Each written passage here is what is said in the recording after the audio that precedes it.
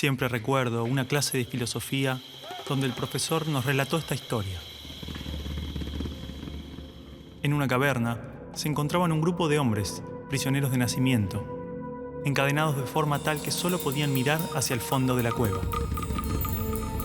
Una hoguera y figuras manipuladas por otros hombres proyectaban en esa pared todo tipo de sombras. Para los prisioneros, las sombras eran la única referencia del mundo exterior. Esas sombras eran su mundo, su realidad.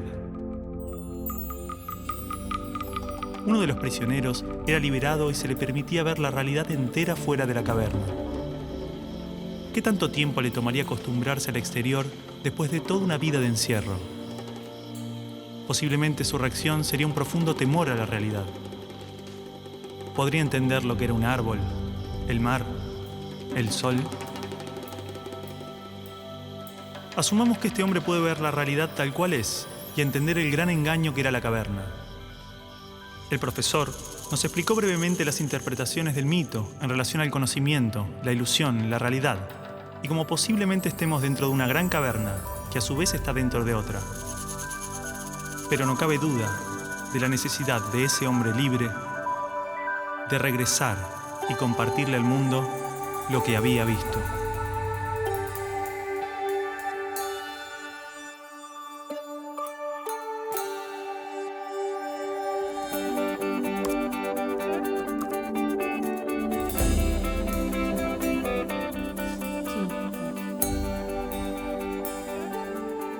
Bueno, y es así como en su 11ª tesis, él llega a la idea de que el filósofo no solo tiene que entender la realidad, sino que tiene que llegar a transformarla. ¿Sí? Medios de comunicación, miles de libros, todos los discursos políticos, organismos internacionales, expertos, filósofos, páginas de internet. Todos coinciden en la importancia de la educación. Se invierte en capacitaciones, mejoras edilicias e investigaciones. Se compran libros, netbooks, pizarras digitales. Se dictan cursos, suben salarios, bajan salarios. Se imitan modelos extranjeros. Todo para mejorar la educación. Esto no evita que haya tantas escuelas como realidades sociales. Escuelas marginales, para pobres, escuelas depósito. Escuelas para obreros, profesionales, escuelas de clase media. Escuelas públicas y privadas. Escuelas para ricos, escuelas de la élite. Gran parte pretende incluir y contener a la mayor cantidad de estudiantes. Muchas otras se concentran en formar trabajadores de diferentes jerarquías. Y solo unas pocas se dedican a los supuestos resultados de excelencia. Más allá de sus diferencias, todas trabajan y aspiran a un ideal de escuela común. ¿Hasta qué punto esta escuela ideal nos ayuda a desarrollarnos individual y colectivamente? ¿Realmente este paradigma educativo busca que las personas tengan una buena calidad de vida y trabajen para la mejora de su comunidad? ¿Hay otro tipo de escuela que lo logre? ¿Hay alguna educación pensada con estos ideales? Esto nos llevó a abrir las puertas de un mundo oculto para muchos de nosotros. Esta película es parte de un proceso que posiblemente no tenga fin, una pregunta que seguramente no tenga respuesta, una búsqueda sobre cuál es la naturaleza del aprendizaje y la educación, qué errores cometimos y principalmente qué ideas nos sirven para seguir buscando, seguir aprendiendo.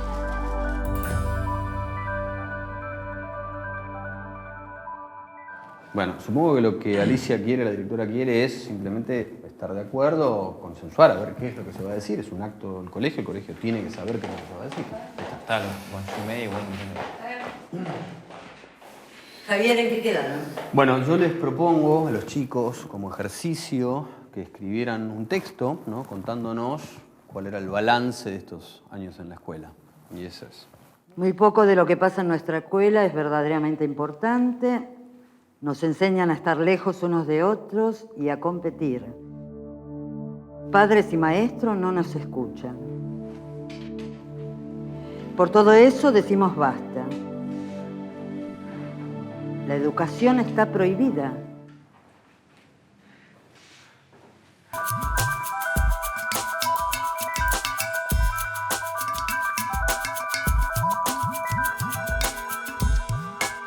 Y el estudiante no aprende después de 12 años a leer comprensivamente, no aprende las operaciones matemáticas, no aprende, en fin, aprende muy poquito.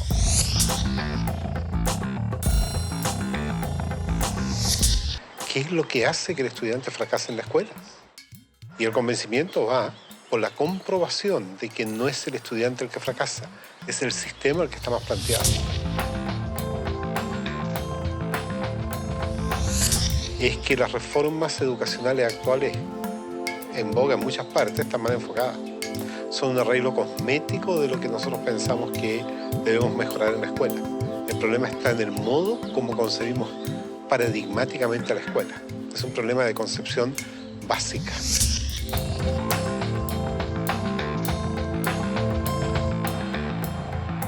Las escuelas y los colegios de América Latina no son más que espacios de tedio y aburrimiento. Y yo siempre los invito a que pasemos por los colegios para que miremos una caricatura que hay que romper. Y es el maestro en un tablero dictando clases en pleno siglo XXI. Eso no tiene sentido. Es una materia estática, una materia que no tiene movimiento, una materia que dice solamente palabras. Yo soy el adulto, yo soy el que les va a dar a ustedes esta información. Esto lo tiene que saber así como está, porque es así. Ustedes son los niños a callar y obedecer.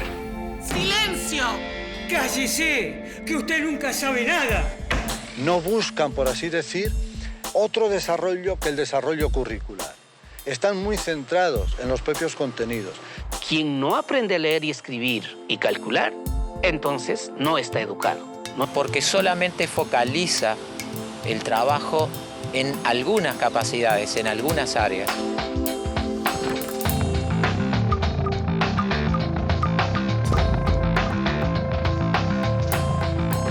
El conocimiento actual está parcializado, porque la mirada es parcial. Nosotros decimos que en las escuelas convencionales el aprendizaje es preventivo. Señor, ¿para qué sirve esto? Y la maestra le dice, algún día lo podés necesitar. Pero estos conocimientos hemos visto de que no duran ni prevalecen durante mucho tiempo. Hoy en día los paradigmas están cambiando muy rápido. El conocimiento está cambiando permanentemente. Entonces, lo que ha pasado es que los sistemas educativos no han cambiado tan rápidamente como el resto de la sociedad. Ahí es donde está el problema de fondo. En las escuelas normales y en las facultades de educación nos dijeron que un objetivo es aquello que es medible, cuantificable y observable.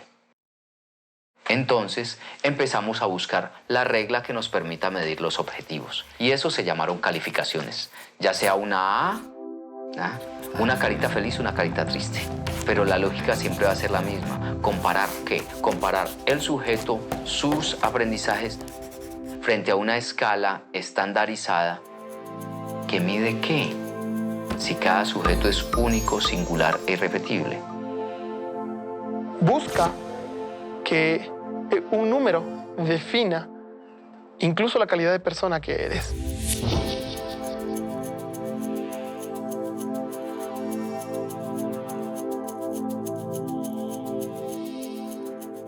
Entonces, por ejemplo, creo conflictos a nivel cognitivo. A ver quién es el primero que realiza, con lo cual unos son ganadores, los otros son perdedores. Cada vez que hay perdedores hay alguien que se siente feo. Era obvio. Se estimula mucho a los chicos a competir entre ellos. Los mejores alumnos tienen reconocimientos, tienen premios. Aquellos niños que no les van bien en los exámenes, se les llama la atención. 4. En muchos casos ni siquiera son tenidos en cuenta. Todo el mundo habla de paz, pero nadie educa para la paz. La gente educa para la competencia y la competencia es el principio de cualquier guerra. En teoría, todas las leyes de educación nos hablan de objetivos de desarrollo humano profundos, valores humanos, cooperación, comunidad, solidaridad, igualdad, libertad, paz, felicidad, y se llenan de palabras hermosas. La realidad es que la estructura básica del sistema promueve justamente los valores opuestos. La competencia, el individualismo, la discriminación, el condicionamiento, la violencia emocional, el materialismo. Cualquier idea que se promueve desde el discurso es incoherente con lo que la estructura sostiene. A ver, a pesar de que la escuela teoriza y discute sobre principios y valores, los discute como contenidos. Si yo vengo de un paradigma fragmentado, donde a mí lo que me interesa es enseñar historia, yo voy a ver cuánto de historia sabe este sujeto después de que yo le hablé de historia y le hice leer un libro de historia. Y para mí ese sujeto terminó. No tiene más nada que ver conmigo. Si ese sujeto sufre o no, viene de buena familia o no, tiene plata o no. Es decir, para el maestro tradicional, lo más fácil es seguir haciendo lo que ha hecho durante muchos años. ¿Usted quiere ser un mediocre toda su vida? O lo que ha aprendido por tradición. Usted ya no es más un nenito de segundo grado. Entonces, el enseñar se convierte simplemente en un proceso de reproducción simbólica. No quiero que huele una mosca. En la Argentina, la inmensa mayoría de los niños en este momento dicen, qué macana, hoy es lunes, tengo que ir otra vez a esa escuela. Pero ese no es el peor de los datos. La inmensa mayoría de los docentes en la Argentina dicen eso mismo. Yo creo que los maestros actuales son hijos de un sistema. No es que el maestro nazca o quiera ser profesor para ser bueno o malo. Es lo que el Estado le permite. ¡Basta! ¡Se quedan sin recreo! Ah, no. No me venga con que tiene problemas en su casa. ¿Cómo hago para educar la emoción de estos niños si en mi terciario de formación docente no me hablaron nunca una palabra de las emociones? Si siguen hablando, los voy a separar, ¿eh?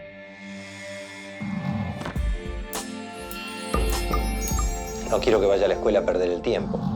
No quiero que vaya a pasar un mal momento. Es decir, en estos momentos un niño de 8 años pasa en la escuela más horas que un universitario en la universidad. No tiene sentido ninguno. No hay tantos conocimientos que aprender en la escuela. La escuela, entonces, no es ni siquiera el lugar de formación. Es la gran guardería, o como lo llamo yo, un gran parqueadero de niños. Pienso que son cárceles, ¿no? O sea, pienso que es horror pensar que hay que encerrar a los niños, que hay que tener guardias ahí custodiándolos para que no se escapen. Y entonces cada vez se encierra más. Cada vez le hacemos muros más altos. Los muros pueden ser de ladrillo o de árboles, pero igual son muros que aíslan, que separan. Quiero que la escuela sea para él un espacio de crecimiento personal y no un lugar en donde se lo adiestre para una futura escuela secundaria y luego para una universidad y luego para el trabajo. ¿Y luego para qué? ¿No? Pero es mucho más fácil decir, ahora se callan, ahora abran el cuaderno, ahora agarren el lápiz rojo, lo cual es un adiestramiento canino. Eso no es educación.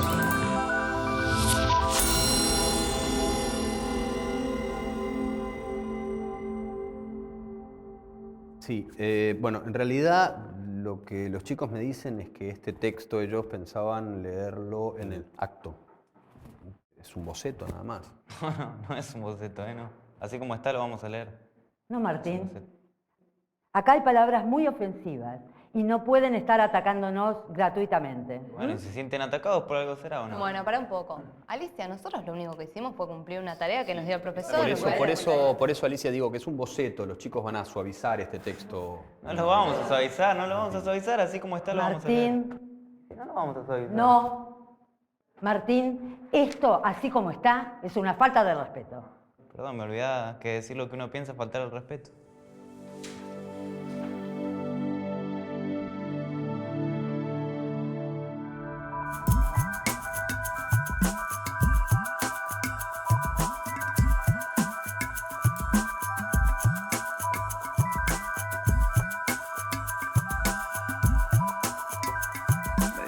Esto casi no se sabe, pero la educación pública, gratuita y obligatoria fue inventada en algún momento de la historia. Antes no existía. La educación en la antigüedad distaba mucho de lo que hoy entendemos por educación. En Atenas clásica, por ejemplo, no había escuelas. Las primeras academias de Platón eran espacios de reflexión, conversación y experimentación libre. La instrucción obligatoria era cosa de esclavos. Por otro lado, la educación en Esparta era más parecida a una instrucción militar. el Estado se deshacía de quienes no alcanzaban los niveles esperados. Había clases obligatorias, fuertes castigos y modelamiento de la conducta a través del dolor y el sufrimiento. Antiguamente la educación estaba en manos de la Iglesia Católica, por lo menos en el mundo cristiano occidental. Y fue recién en el siglo XVIII, en una época de la historia que se llama despotismo ilustrado, seguramente lo escucharon en el colegio, en donde se creó el concepto de educación pública, gratuita y obligatoria. La escuela como la conocemos nace a fines del siglo XVIII y principios del siglo XIX en Prusia. Con el fin de evitar las revoluciones que sucedían en Francia, los monarcas incluyeron algunos principios de la Ilustración para satisfacer al pueblo, pero manteniendo el régimen absolutista. La escuela prusiana se basaba en una fuerte división de clases y castas. Su estructura, heredera del modelo espartano, fomentaba la disciplina, la obediencia y el régimen autoritario. ¿Qué buscaban estos déspotas ilustrados? Un pueblo dócil, obediente, y que se pudiera preparar para las guerras que hubieron en esa época entre todas las naciones que estaban naciendo. Por ejemplo, Catalina la Grande de Rusia llamó a los enciclopedistas franceses a preparar esto mismo. Diderot, uno de los más famosos, estuvo allí para armar este paquete, ¿sí?, formador, no de ciudadanos, sino que de obedientes súbditos de estos estados. Las noticias del exitoso modelo educativo viajaron rápido, y en pocos años, educadores de América y Europa visitaban Prusia para capacitarse. Con el paso del tiempo, el modelo se expandió a nivel internacional. Muchos países importaron la escuela moderna con el discurso del acceso a la educación para todos, elevando la bandera de la igualdad, cuando justamente la esencia misma del sistema provenía del despotismo, buscando perpetuar los modelos elitistas y la división de clases. Ese es el origen de la educación pública. Fíjense ustedes que Napoleón, un poco posterior, y enemigo jurado de todos estos déspotas, hizo lo mismo. Él lo decía con todas sus letras. Yo quiero formar un cuerpo docente para poder dirigir el parecer de los franceses. ¿Se entiende? Él lo tiene claro. Y eso opera, se sepa o no se sepa, hasta el día de hoy. La escuela nace en un mundo positivista regido por una economía industrial. Por lo tanto, busca obtener los mayores resultados observables con el menor esfuerzo e inversión posible, aplicando fórmulas científicas y leyes generales. La escuela era la respuesta ideal a la necesidad de trabajadores, y los mismos empresarios industriales del siglo XIX fueron quienes financiaron la escolarización obligatoria a través de sus fundaciones. ¿Dónde coloco los hijos de estas personas para que puedan trabajar? ¿Cómo educamos en que aprendan a leer? ¿Cómo creamos obreros inteligentes? La educación sigue siendo lo mismo, una herramienta para formar trabajadores útil al sistema y una herramienta útil para que la cultura permanezca siempre igual y siempre se repita, lo cual es conservar la estructura actual de la sociedad. La escuela se complementó con investigaciones sobre el control de la conducta, propuestas de utopías sociales y hasta teorías de superioridad racial. No es de extrañar que los primeros estados con el sistema prusiano o similar fueran con el paso de las generaciones focos de xenofobia y nacionalismo extremo. El modelo de producción industrial en cadena de montaje era perfecto para la escuela. La educación de un niño era comparable a la manufactura de un producto. Por lo tanto, requería una serie de pasos determinados en un orden específico, separando a los niños por generaciones en grados escolares.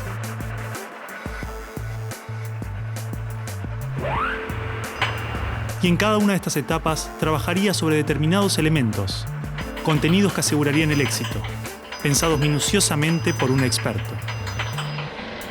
Digamos que el maestro es la figura que es la encargada de enseñar una serie de contenidos que tocan, porque alguien ha determinado así, en una edad determinada.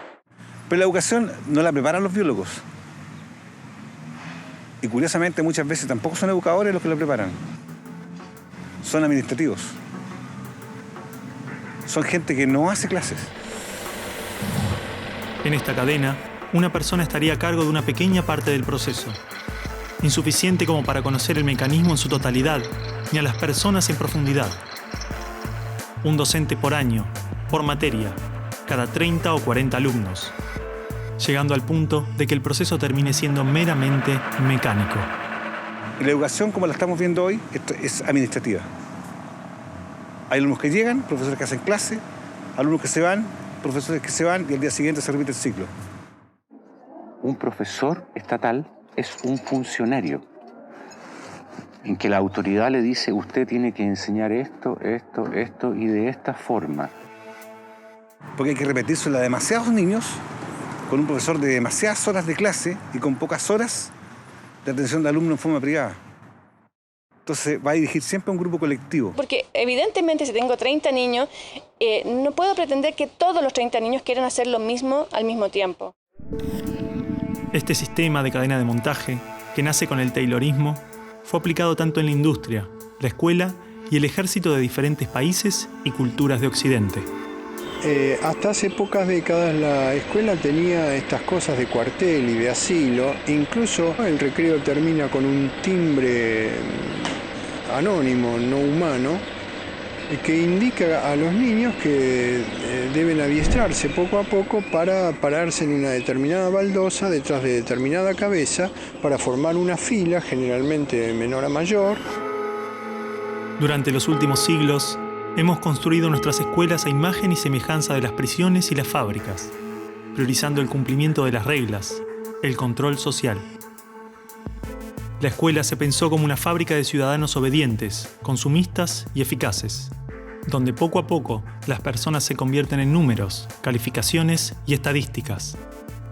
Las exigencias y presiones del sistema terminan deshumanizándonos a todos, porque van más allá de los maestros, directivos o inspectores escolares.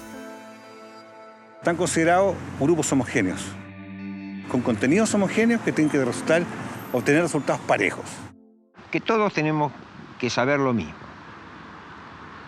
A pesar de que los adultos no sabemos todo lo mismo, a pesar de que no nos dedicamos todo a lo mismo, en las escuelas todos tienen que querer hacer lo mismo y hacerlo igualmente bien. Entonces la escuela tiene poca capacidad de responder a las necesidades individuales, porque la escuela instruye. Es un centro de instrucción y es lo que hace.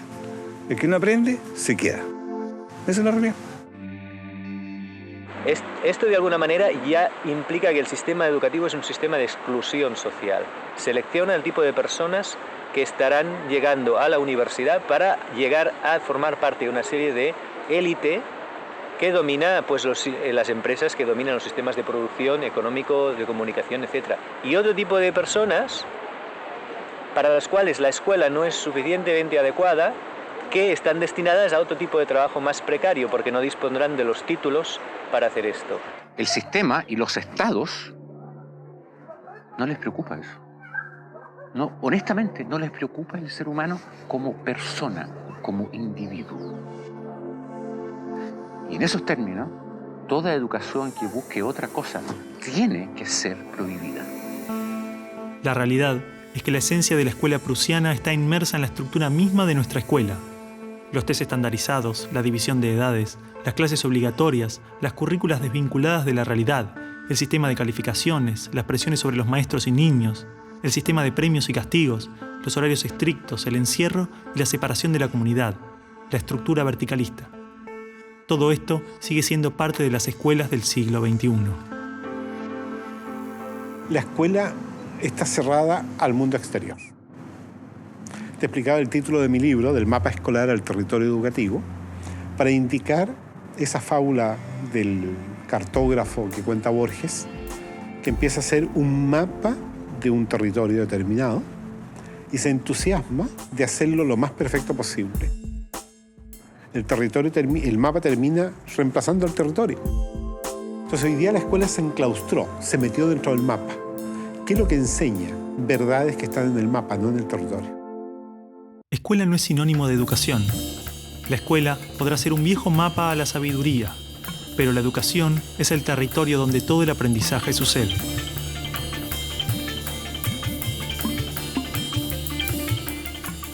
¿Qué es una buena educación? ¿Lograr que la mayor cantidad de niños atraviesen los estándares de calidad?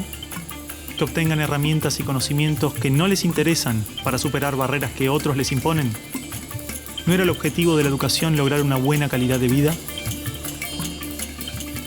Olvidemos por un momento todo lo que sabemos sobre educación, toda nuestra forma de entender la escuela, todo lo que nos han dicho que debemos aprender en la vida y lo que debemos enseñarle a nuestros hijos.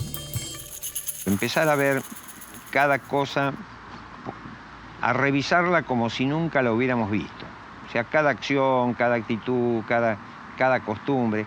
Si no estuviéramos haciendo las cosas como las estamos haciendo porque siempre las hicimos así, ¿cómo las haríamos hoy?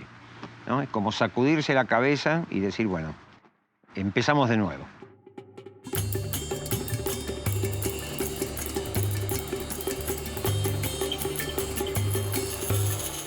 Empecemos de nuevo. A ver, chicos, tienen que entender que el discurso que escribieron es algo que le puede molestar a mucha gente. Bueno, está bien, pero si es lo que sentimos y lo escribimos así, ¿por qué no lo podemos leer así? Son nuestras palabras, lo que pensamos. ¿Cuál es el problema ahora? Cargo de lo que escribimos ahí también. Si de última no lo dicen en tu clase. Pará un poco, Martín, porque te conozco. Te molesta todo en esta escuela. Te molesto yo, te molestan los profesores, te conozco bien. No, vos a mí no me conocés. Sí te conozco. No, no me conocés.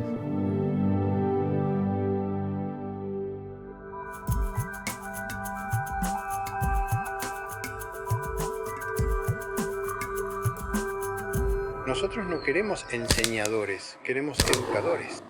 Eso es fácil. Lo que es difícil es ayudar a producir el normal desarrollo de una persona. Si yo quiero hacer eso, lo primero que tengo que conocer es al ser humano intrínseco. ¿Qué potencialidades trae? ¿A qué edades trae qué potencialidades? Pero no sigue al niño, no está observando al niño. No conoce realmente al niño, a cada uno particularmente, sino que conoce mucho la teoría. Entonces es como que un adulto que sabe lo que debe hacer el niño, pero está ciego un poquito hacia la realidad. O sea, el centro de esta educación es el niño. Entonces, sí está pensada desde cuáles son sus necesidades, no desde cuáles son las necesidades nuestras como adultos.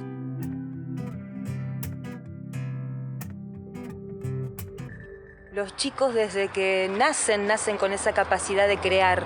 Son creativos y observadores y curiosos. Y en la escuela pueden pasar dos cosas: que se acompañe ese proceso y se propicien actividades para desarrollar esa capacidad, o se la frustre. De hecho, podríamos caracterizar que el ser humano propende a aprender. Incluso podemos decir más todavía, no es ningún mérito del ser humano aprender. Más todavía, es que no puede no aprender. Tú lo ves, él todo el tiempo te está preguntando, ¿y esto por qué? ¿Y esto por qué? ¿Y esto por qué? No es que uno tenga que inculcarle a él las ganas de preguntar, él lo tiene en su esencia. ¿Ya? Basta que tenga órganos sensoriales y percibe, ¿no es verdad? Basta que tenga su cerebro y piensa y razona, e imagina, crea, fantasea. Pero en la escuela se consigue justamente acallarlo.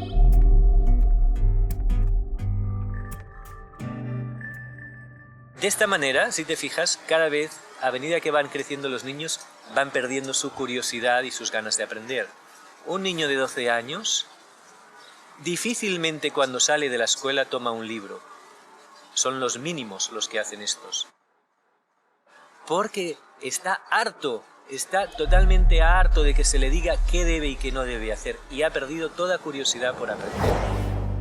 La mente del niño tiene cualidades de aprendizaje cualitativamente superiores a las de un adulto, porque está naturalmente desarrollado para percibir lo que se le presenta, y con ello crea su mente, se construye a sí mismo.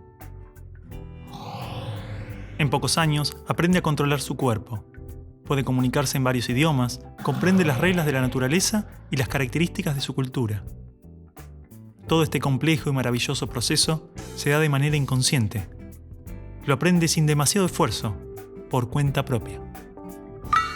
De las cosas que aprendimos en la escuela, incluso cuando en la escuela aprendíamos muchas cosas, hay muy pocas que en la vida cotidiana necesitemos. Es posible que la escuela sea conveniente. Yo no creo que sea necesaria la escuela. Creo que puede ser demasiado, a lo mejor muy conveniente en la sociedad, pero podemos prescindir de ella. Porque podemos vivir sin sin saber logaritmos, pero no podemos vivir sin saber relacionarnos con otras personas o sin saber caminar o sin saber usar herramientas. Todas esas cosas las aprenden los niños mediante el juego. Los niños desde que nacen tienen la habilidad de construirse a sí mismos, aprendiendo de lo que se encuentra a su alrededor, a través de jugar y explorar el mundo. Los niños absorben cultura. Los niños vienen a tomar la cultura de los padres y eso se ve incluso en el lenguaje. Está en el contexto cultural humano los números y las letras y las palabras. Entonces ellos lo aprenden, pues como, igual que aprenden a andar porque hay unos adultos que andan. Es decir, cuando un ser humano nace, su biología no lo obliga a ser humano. Necesita nacer en un entorno humano. Todo lo que nos rodea influye tremendamente en nuestro aprendizaje. Los espacios, los tiempos, las actitudes de nuestra familia, las emociones, los gustos, las creencias. Todo es parte de ese ambiente con el que nos construimos a nosotros mismos. La pregunta es entonces, ¿qué ambiente estamos ofreciendo a los niños para que los adultos se desarrollen de esta manera? Porque un niño entra es a un medio dogmático, siéntese acá, quédese 6 o 7 horas sentado en esta fila. ¡Qué horrible! Si estamos en una familia donde esa red de afectos es supremamente débil, los niveles de agresión son muy altos, de violencia, el chico va a ser un chico probablemente muy violento. No va a ser seguramente violento, no estoy diciendo eso, pero sí estamos hablando que en contextos violentos la violencia se reproduce más fácilmente. El niño va a dar lo que recibe, ¿no? Entonces, por eso tenemos que lograr relaciones mucho más amorosas, mucho más profundas en el aula. Estudios indican que actualmente a la edad de 5 años, el 98% de los niños podría ser considerado genio. Son curiosos, creativos y tienen la habilidad de pensar de formas diversas, resolver problemas, es decir, tienen la mente abierta. El problema es que 15 años más tarde, solo el 10% de esos niños mantiene estas capacidades. O sea, de alguna forma estoy diciendo que desde más allá de la mente, desde el mundo de la conciencia, todos somos genios. Y realmente el maestro lo que tiene que aprender es a que sus alumnos puedan abrir las puertas en su mente para que desciendan todo ese conocimiento y esa creatividad y esa genialidad que todos llevamos dentro. Si nosotros miramos a los grandes hombres de la humanidad y mujeres de la humanidad, todos han sido grandes soñadores, es decir, que han tenido una imaginación enorme. Como seres humanos, somos el resultado de miles de años de adaptación natural y evolución. Traemos dentro aquellas características que nos han permitido sobrevivir, transformarnos y crecer. Desde las ganas de comer cuando tenemos hambre, hasta la curiosidad interna del niño de explorar el mundo. Este potencial está esperando que le permitamos manifestarse. En los niños lo vemos en el juego espontáneo. En los adolescentes de hoy, a través de la rebeldía y la necesidad de transformar la realidad. ¿Por qué insistimos en matar su espontaneidad y castigar su rebeldía, cuando son estas las características que manifiestan sus necesidades humanas internas buscando desarrollarse? El niño tiene un maestro interior, sobre todo en las primeras edades, que le impulsa al aprendizaje, que le impulsa al descubrimiento, que le impulsa al movimiento, que le impulsa a participar, a trabajar, a repetir comportamientos, que le impulsa a decidir cuándo quiere dejar de repetir algo porque lo tiene superado. Observando cómo actúan los niños, descubrimos que usan todos los criterios de un investigador connotado, exactamente los mismos. Por supuesto que hay distintos niveles de complejidad, ¿no es cierto? Pero no hay niño que no sea sistemático en la observación. No hay niñita pequeña que esté observando que no genere experimentos. ¿Cómo podemos hacer para que sean más creativos? Ellos ya lo son. Lo único que tenemos que hacer es ofrecerles las posibilidades para que la puedan expresar de diferentes maneras. Si siguen haciéndolo, mañana van a ser científicos, mañana van a ser artistas. Hay que dejarlos. Dale, Martín, no hace falta. A ver, ¿qué ganas con esto? Ya está. Ellos plantean el tema de las notas, por ejemplo. Dicen que lo único que nos importa es la nota final, que no nos importa si estudian, no estudian, si aprenden o no aprenden.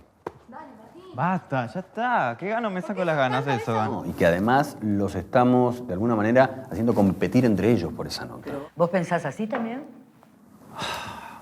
Mira, creo que no es un planteo tan equivocado, tan errado.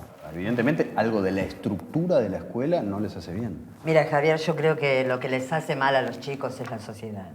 Y con la sociedad que tenemos, lo mejor que le puede pasar es venir a la escuela, ¿no te parece? Está bien, pero digo, esto es bastante fuerte. No, ya sé, pero... Acá está todo lo que aprendí en 5 años de colegio. ¿Saben qué va a pasar con esto? Me lo voy a olvidar todo. Es más, ya me lo olvidé.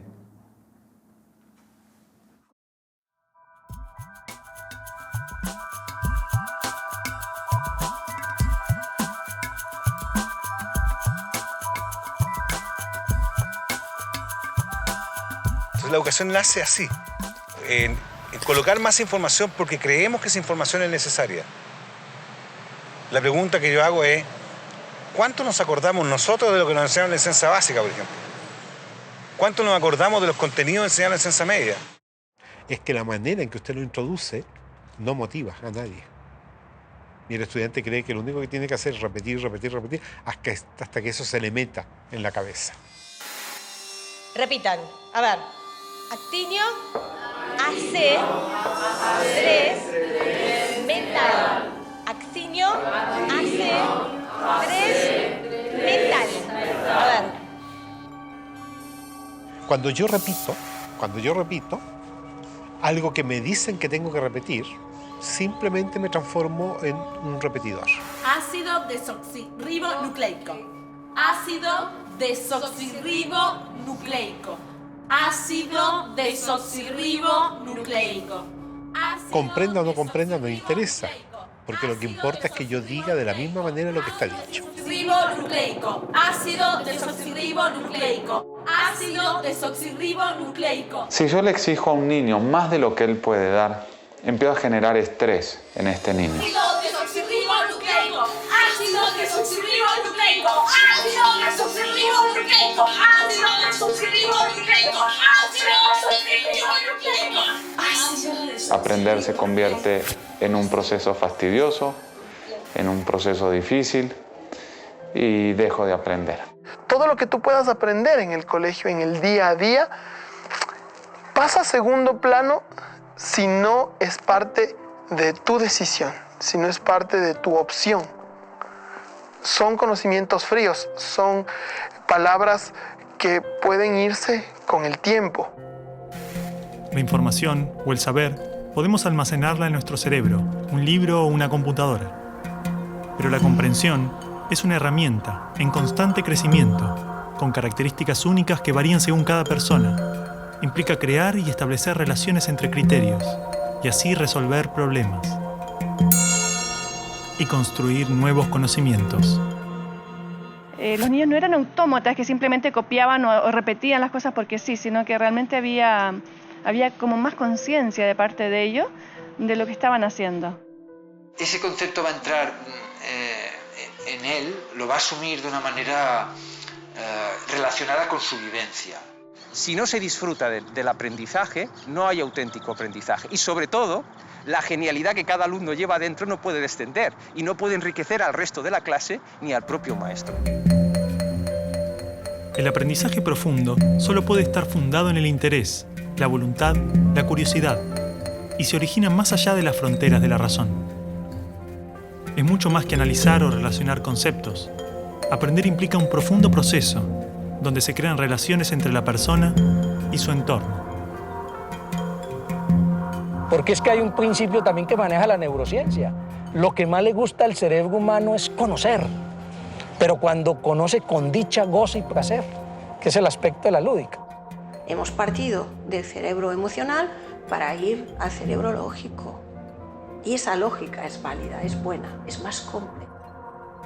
Hay algo maravilloso en ver el momento del descubrimiento, que es el momento del aprendizaje. Ese chico no se olvida nunca más de cuando llegó a entender el porqué. Antiguamente el conocimiento solo podía encontrarse en bibliotecas o universidades. tener acceso era vital para el aprendizaje. Hoy, el libre acceso a la información, las bibliotecas virtuales, la construcción colectiva del conocimiento, logran que no solo el conocimiento esté al alcance de todos, de forma abierta y plural, sino que se actualiza constantemente. Lo que nosotros podamos aprender en la escuela hoy, dentro de 4 años, a lo mejor cuando el chico salga de la escuela, ya va a estar completamente desactualizado. La educación, al escolarizarse, se metió dentro de la escuela y perdimos los criterios exteriores de la naturaleza. Hoy día leemos los criterios que salen en los libros.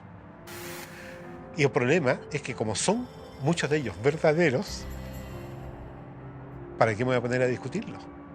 Pero con eso desvirtuamos lo que es el proceso educativo, que es de descubrimiento, no de aprendizaje de las verdades. Ya no va a bajar las cosas como verdades. Las va a presentar y al mismo tiempo va a estar dispuesto a dudar de ellas y a revisarlas juntos, ¿no?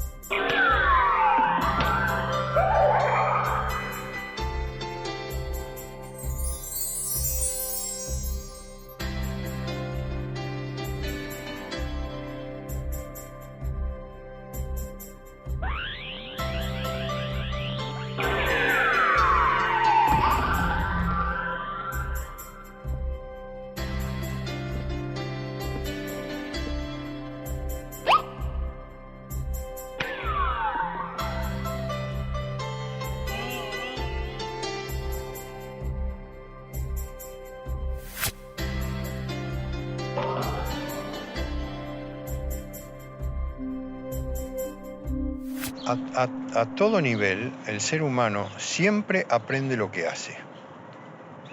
Tiene que esforzarse para aprender lo que no hace. Primero fue la acción y luego viene lo cognitivo, ¿sí? Y a veces nosotros miramos lo motriz como algo peyorativo y resulta que la motricidad está muy ligada a la parte cognitiva. Es decir, el juego es un reto a lo desconocido. Un reto a lo que puede suceder, porque cuando un niño juega o se pone enfrente a esto, pues parte del principio de que pone algo en movimiento. En la educación siempre estamos poniendo en movimiento. A la casa del tío escuela, digo yo, venimos a aprender, eso obvio, no venimos a jugar y nada más, pero jugando se aprende mucho.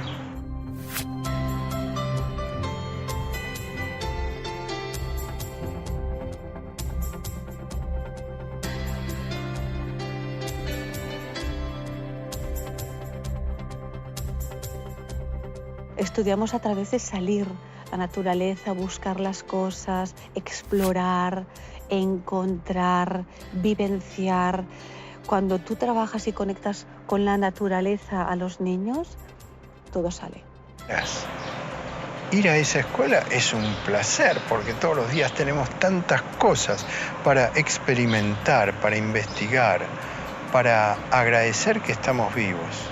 La tarea del educador entonces consistirá en todo momento mostrar misterios, mostrar situaciones en la naturaleza que, aunque estén descritas ya por la ciencia, no lo están para el educando. De tal manera que el educando se sorprenda frente a algo y trate de encontrarle una explicación. Se ha generado todo un movimiento de décadas llamado escuela activa, donde el niño hace, produce, sale del banco.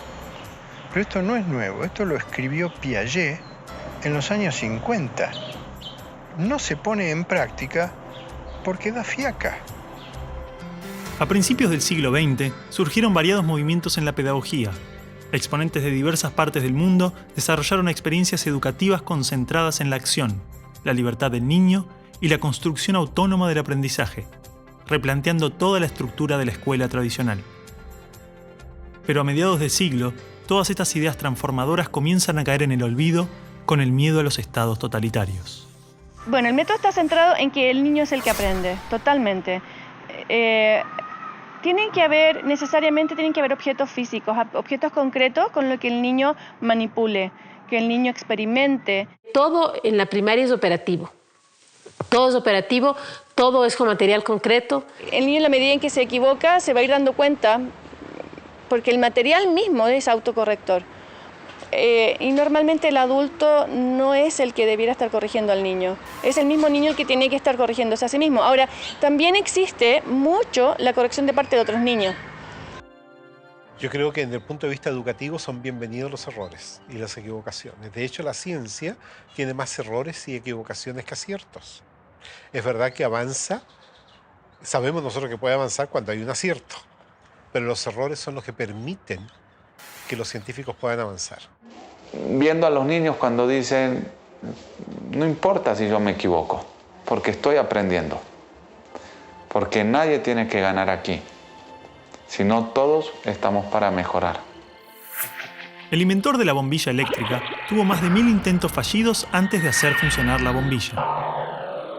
Cuando un periodista le preguntó qué se sentía fracasar 1000 veces, él respondió, no fracasé 1000 veces, la lámpara eléctrica es un invento de 1000 pasos. Al igual que un descubrimiento científico, la educación informal es el resultado de un proceso profundamente caótico, donde el hombre busca un orden causal, lógico, pasando del caos al orden alternadamente. Pero este aprendizaje nace de la pregunta en el caos, no de una respuesta en un orden. La sociedad, cuando nosotros nacemos, la sociedad nos vuelve más ignorantes porque nos da respuestas a estas preguntas. Y nos da respuestas prefabricadas en la filosofía, en la política y hasta en las religiones. Entonces matan las preguntas y la capacidad de aprender. Yo creo que de manera sintética podríamos decir que la escuela está orientada a la respuesta. En cambio, los procesos educativos que ocurren fuera del ámbito de la escuela, pero que también dentro de ella, están orientados hacia la pregunta, hacia la indagación, en que la respuesta viene, pero no es lo medular del proceso. Y debe ser un educador, entonces, ayudar al develamiento de aquello, no imponer una respuesta. La importancia de la pregunta está planteada desde el principio de la filosofía en la antigua Grecia, donde el aprendizaje surgía del replanteamiento y la repregunta. Pero si es esta la naturaleza del aprendizaje, ¿por qué insistimos en estructurarlo, limitarlo, condicionarlo, ordenarlo? Así es como todos los seres vivos aprenden, a través de interactuar con los otros y con el entorno, no a través de un currículum previo que alguien establece. El tiempo escolar, entonces, es un tiempo engañoso en el sentido que nos hace meter en una programación la idea de que el educando va a ir progresando al modo como el programa está planificado. En ese sentido, la escolarización es lineal. Paso 1, paso 2, paso 3. Y el paso 10º va a estar después del 9º. Pero en el aprendizaje la situación es distinta. Puede que la persona avance progresivamente de manera lineal, 1, 2, 3, y brinca al 10º. El currículum es una guía ordenada para construir el conocimiento basado en experiencias previas. Pero si el aprendizaje se caracteriza por procesos tan diversos e individuales, ¿cuál es la necesidad de forzar eso y alcanzar objetivos? Normalmente los objetivos educacionales en el mundo son colocados desde fuera del alumno, del niño. Se espera que sea un buen ciudadano, se espera que pueda participar de esta sociedad competitiva, etcétera, etcétera. Por tanto, el niño empieza a entender que las acciones del ser humano no parten tanto de una fuerza interna, de una conexión con la naturaleza, de una percepción, de una sensibilidad por la vida, sino que están motivadas por algo exterior.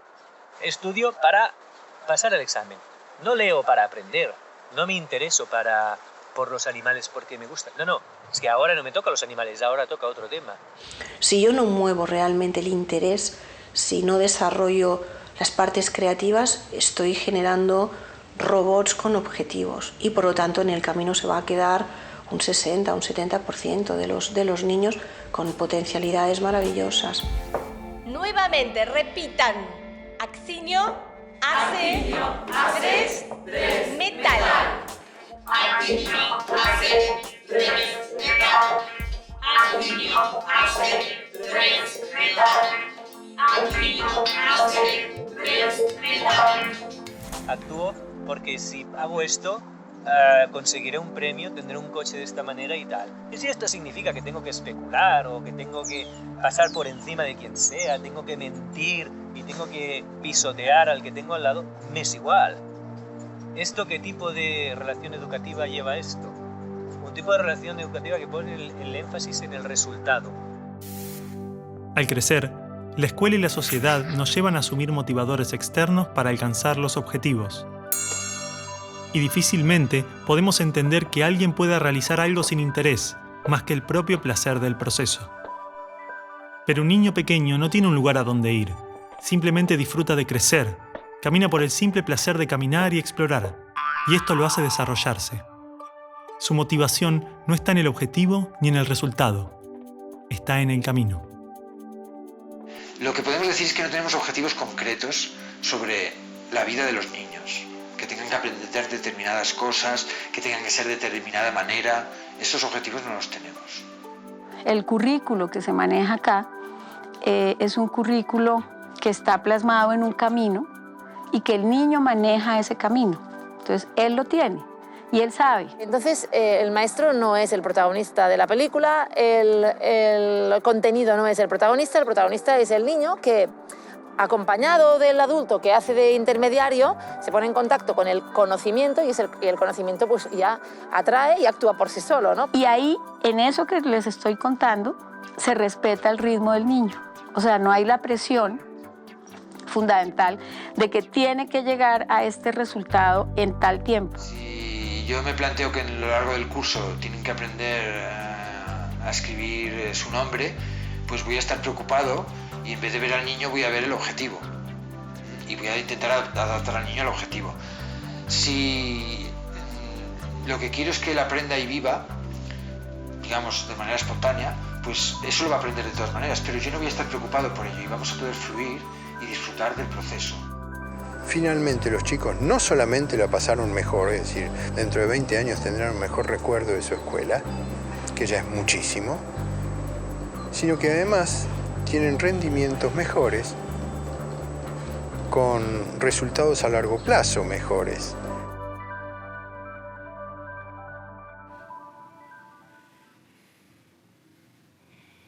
A ver, Micaela, ¿por qué insistís con el discurso ese?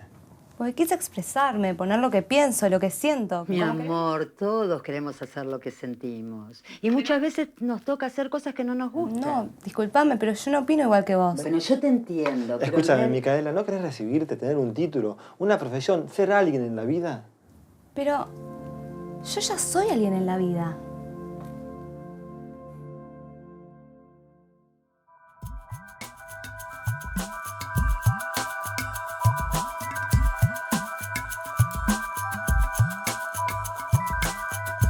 Uno se encuentra con dos carriles pedagógicos básicos. Uno que es debo adaptar el niño a la cultura y otro que es debo adaptar la cultura al niño. Léase derecha e izquierda pedagógicas. Es así de sencillo. Y en algún lugar del medio debe estar la verdad. La escuela construyó sus cimientos sobre una idea fundamental que trasciende a toda su estructura: la noción de que los niños están vacíos. Y en consecuencia, su individualidad puede ser rota y reformada, intervenida acorde a necesidades externas. El niño ha sido considerado un objeto de estudio, una rata dentro del laboratorio de socialización más grande de la historia, cuyo principal objetivo fue modelar al ser humano. Esto es muy humano, ¿no? Pensar que el bosque, si no lo cuidamos, se estropea. El bosque, con dejarlo tranquilo, es suficiente. Siempre, todo lo que tenemos de bosque es porque el ser humano no ha intervenido. Pero el ser humano cree que interviniendo hace más, hace mejor las cosas. Dentro de la semilla de un árbol se encuentra toda la información que este ser necesita para desarrollarse. El ambiente que lo rodea contiene todo lo que ese árbol necesita para crecer, pero este desarrollo depende de la estructura interna de esa semilla. Todas las reacciones a las condiciones externas están planificadas en el interior de cada ser, tanto de un árbol como del hombre. La formación de los órganos vitales, la estructura ósea, Los tejidos, las características básicas de cada uno de nosotros son el resultado de un proceso interno, autónomo, que no requiere la intervención del ser humano, donde la madre solamente satisface los recursos necesarios, pero no dirige. Cualquier célula tiene una estructura interna que le permite saber inconscientemente qué necesita en cada momento, cómo ha de ser el entorno a su alrededor, para satisfacer las necesidades internas de la célula, expresadas genéticamente, para que esa célula pueda llegar a ser lo que en potencia ella es. Es decir, el objetivo de la vida es vivir y autorrealizarse. Para eso ese organismo necesita encontrar un entorno que respete, que satisfaga esas necesidades internas. Había un jardinero que tenía tanto amor a las plantas y entonces las cuidaba tanto que iba allí y en cuanto empezaban a brotar iba estirando del tallo. ¿Qué sucedió? Todas o se deformaron o murieron. O sea, el crecer es innato. No tienes que estirar a nadie, no tienes que hacer que saque nada. Solo tienes que procurar que le llegue lo necesario. Para sobrevivir, esta célula tiene ciertas necesidades básicas: alimento, seguridad y tal vez el elemento más importante que ha hecho posible toda la evolución biológica: el amor. Una vez que la célula cuenta con estos recursos, comienza a desarrollarse, a autorrealizarse.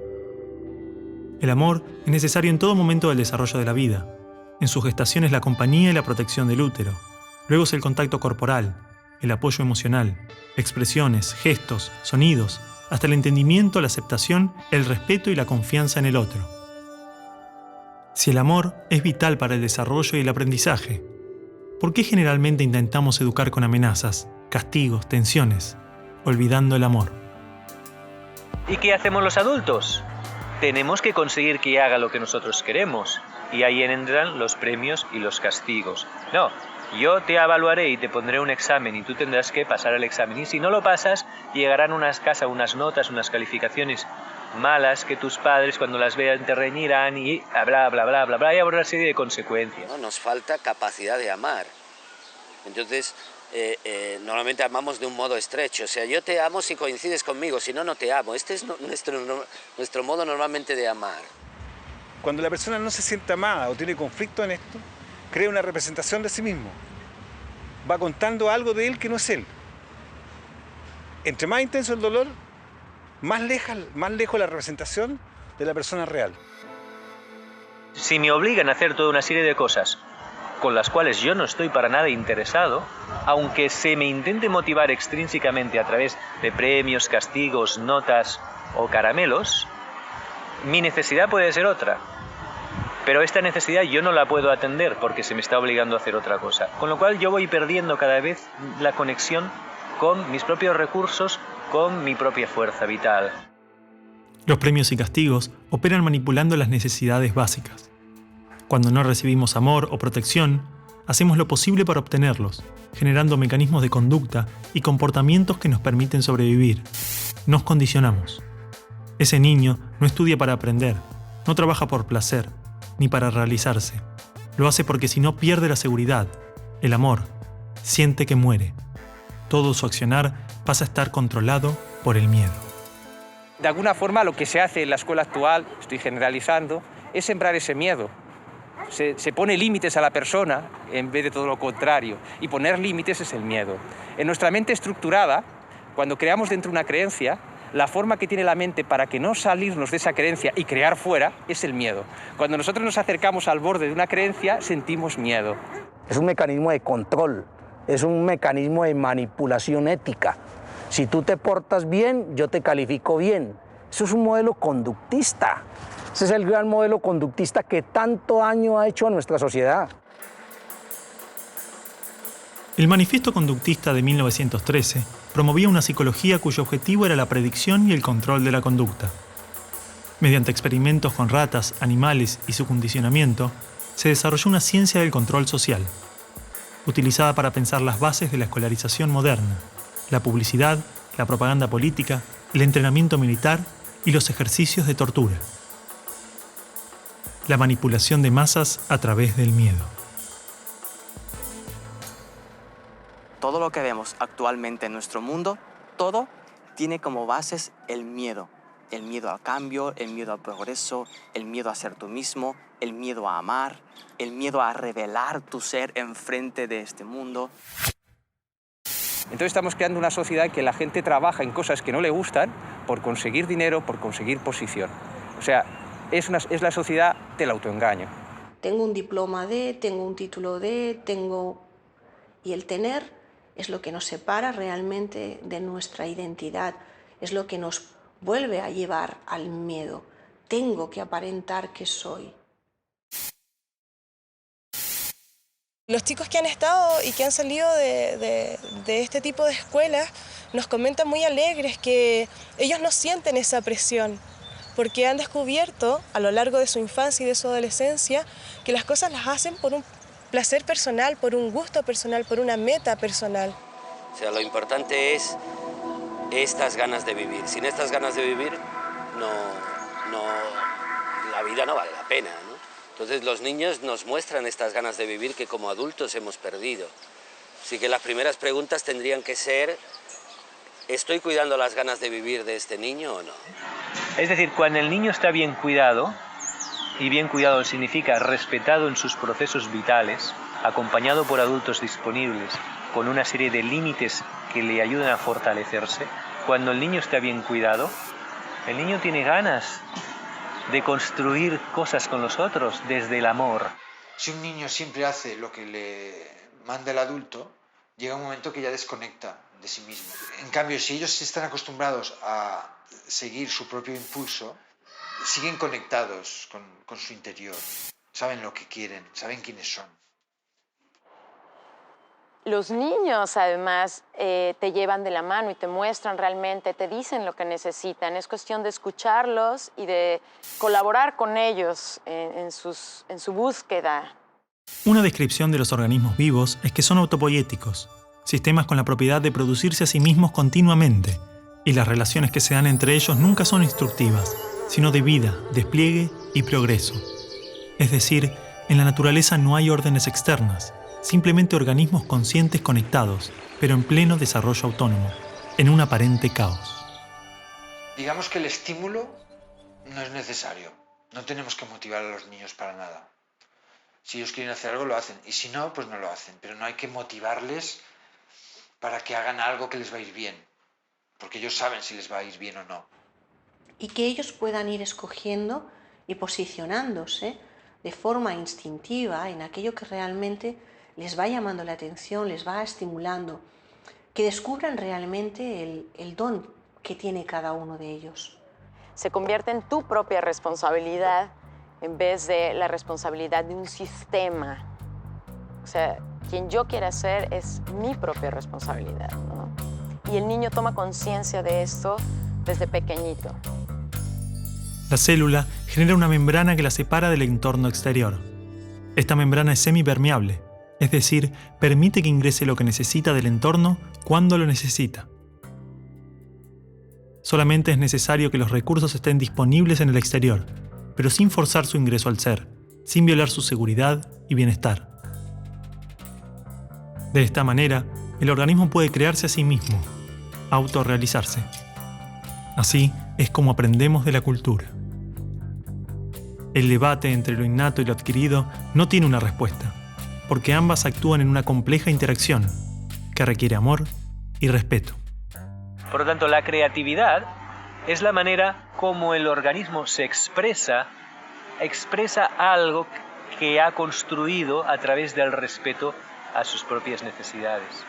Con los conocimientos bases, intentar ver en qué momento está, qué es lo que necesita, qué es lo que quiere, qué es lo que le va a mover más, ¿no? Porque en el fondo es el chico el que va a dar los pasos, ¿no? En realidad nadie aprende, ¿no? Digamos, de forma forzada, no es aprendizaje lo que se produce cuando es forzado. La infancia es lo más hermoso, ¿eh? O sea, que es la alegría. Y en ese sentido yo creo que cualquier educación es buena si cuida de la alegría y las ganas de vivir del niño. Bueno, chicos, la semana que viene es el final. Oh, leyeron el libro, era corto. Yo no lo leí, profe, ya se termina el año, basta. ¿Para qué me sirve todo eso? Yo quiero ser bailarina, no me sirve de nada todo esto. No, claro, no, si las bailarinas no estudian. A mí sí me va a servir. Yo voy a estudiar marketing, así que me va a servir. A mí tampoco me sirve de nada. Profe, ¿por qué no tenemos que comer años estudiando cosas que después no nos sirven de nada? No, claro. Es como decíamos en la carta que escribí. Oh, y otra vez con el tema de la carta, chicos, basta, quieren politizar Pero todo. todos no están de acuerdo. A ver, Y aparte córtenla. vos, Martín, vos y vos. Ey, nena. Ey, a vos A ver, te ¿qué hablo. dice? Sí, ustedes dos, unos desagradecidos. Porque los profesores se esfuerzan para que les quede algo y a ustedes les da igual. Córtenla. Mariela, basta. Escuchame una cosa. A ver, cállense. A ver, Martín, explícame lo de la carta. Vos, Micaela, también. Hablaban en nombre de todos sus compañeros. Lo terrible que era. No están Ahí está. ¿Qué querés, Juan? No, faltan 10 minutos. Sentate, sigamos. Ve que somos todos diferentes, a este no le importa nada, es un amigo.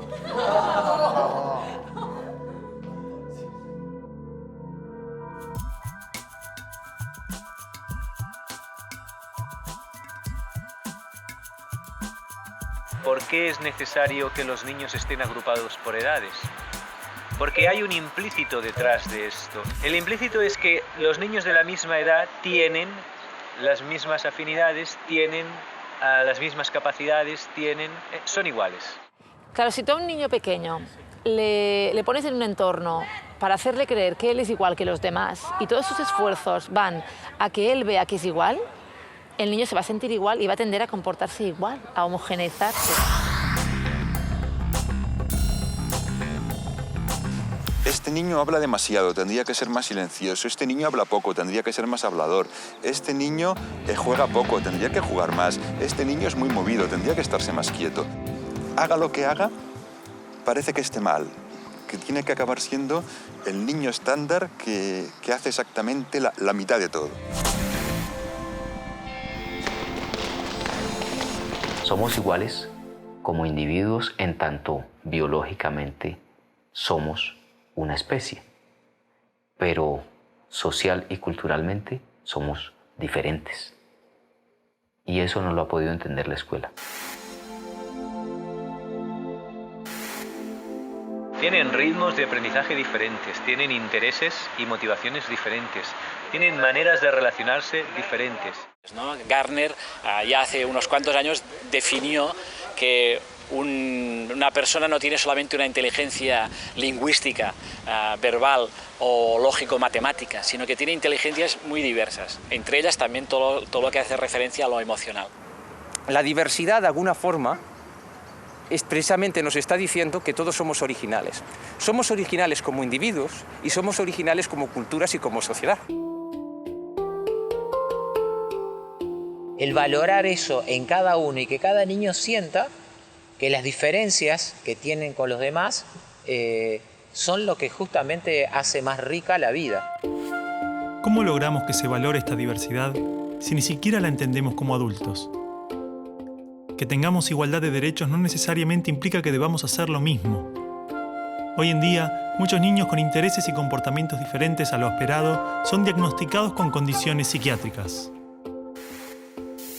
¿Qué nos asegura que no estamos confundiendo la diversidad en los niños con enfermedades? Es una auténtica epidemia, una moda. En algunas zonas ya hay como un 10% de niños en las escuelas tomando psicofármacos para su supuesta hiperactividad.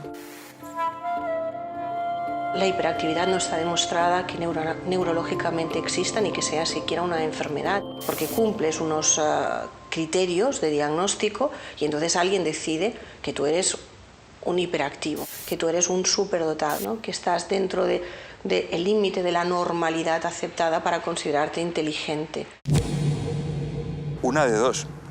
O los niños ahora son mucho más hiperactivos que antes, cosa que me cuesta creer, pero que si fuera así tendríamos que preguntarnos cuál es la causa de ese problema y qué hemos hecho para que estén los niños así.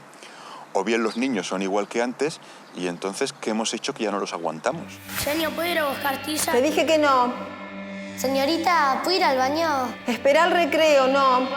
Cuando etiquetamos a un niño de hiperactivo, todo el entorno se posiciona con el niño intentándolo frenar, intentándolo calmar, intentándolo tranquilizar. Con eso lo único que haces es poner nervioso al niño. Por lo tanto, te das cuenta que realmente cuando nos etiquetan, nos encasillan y nos cortan realmente las alas de ser personas y de sacar nuestro máximo potencial. Tradicionalmente, el test de coeficiente intelectual es utilizado para medir la inteligencia de forma lineal. De la misma forma, los exámenes miden el rendimiento en algunas condiciones. Pero estas formas de evaluar no contemplan decenas de variables que influyen tanto o más en el desarrollo y son vitales para la educación. El ser humano es un todo y requiere una visión global, una educación integral, holística. La inteligencia holística plantea de que es posible desarrollar un tipo de inteligencia unificadora, porque el holismo no es otra cosa que la visión del todo. O sea, tener un equilibrio entre lo que nosotros llamamos cabeza, corazón y manos, para nosotros eso es poder desarrollar un ser humano equilibrado, digamos. Y en última seguimos en la educación con lo mismo, fragmentando los espacios, aquí enseñamos ciencias, aquí enseñamos sociales, entonces eso no es educación integral. Imaginemos que los padres de María quieren que tenga una educación integral. Entonces la envían a un colegio trilingüe, donde tiene todo tipo de deportes, más de 10 asignaturas académicas, sala de informática, laboratorio. Realizan visitas académicas todos los meses, talleres de ajedrez, teatro, plástica, música, danza, patinaje, granja, karate, yoga y meditación. Tanto dentro como fuera de la escuela, la educación integral no tiene relación con la cantidad de recursos o materias, sino con un enfoque global. Porque funciona también con áreas integradas, no segmentadas como en la educación tradicional, en donde solo piensan en español o solo piensan en matemáticas, sino las matemáticas son historia y son lenguaje y son geografía al mismo tiempo, ¿no?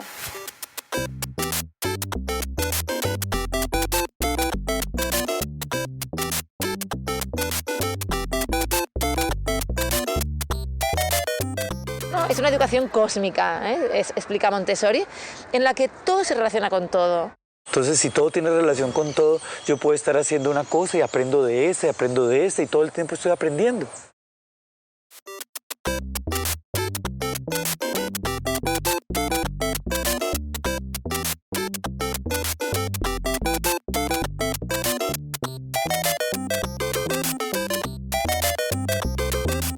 Y lo que entonces teníamos que hacer era permitir que los niños tuvieran contacto con distintas experiencias. La escuela tiene que ser un banco de experimentación, un banco de una apertura de posibilidades totales. Experiencias científicas, artísticas, humanísticas, de distinto tipo. Y ver si esto les despertaba algo. Así no hay un recorrido único. No hay un camino único como que no hay un chico igual al otro. Si queremos que los niños sean creativos, tenemos, por un lado, que permitirles crear, que dejar que tengan actividades en las que puedan actuar de forma espontánea.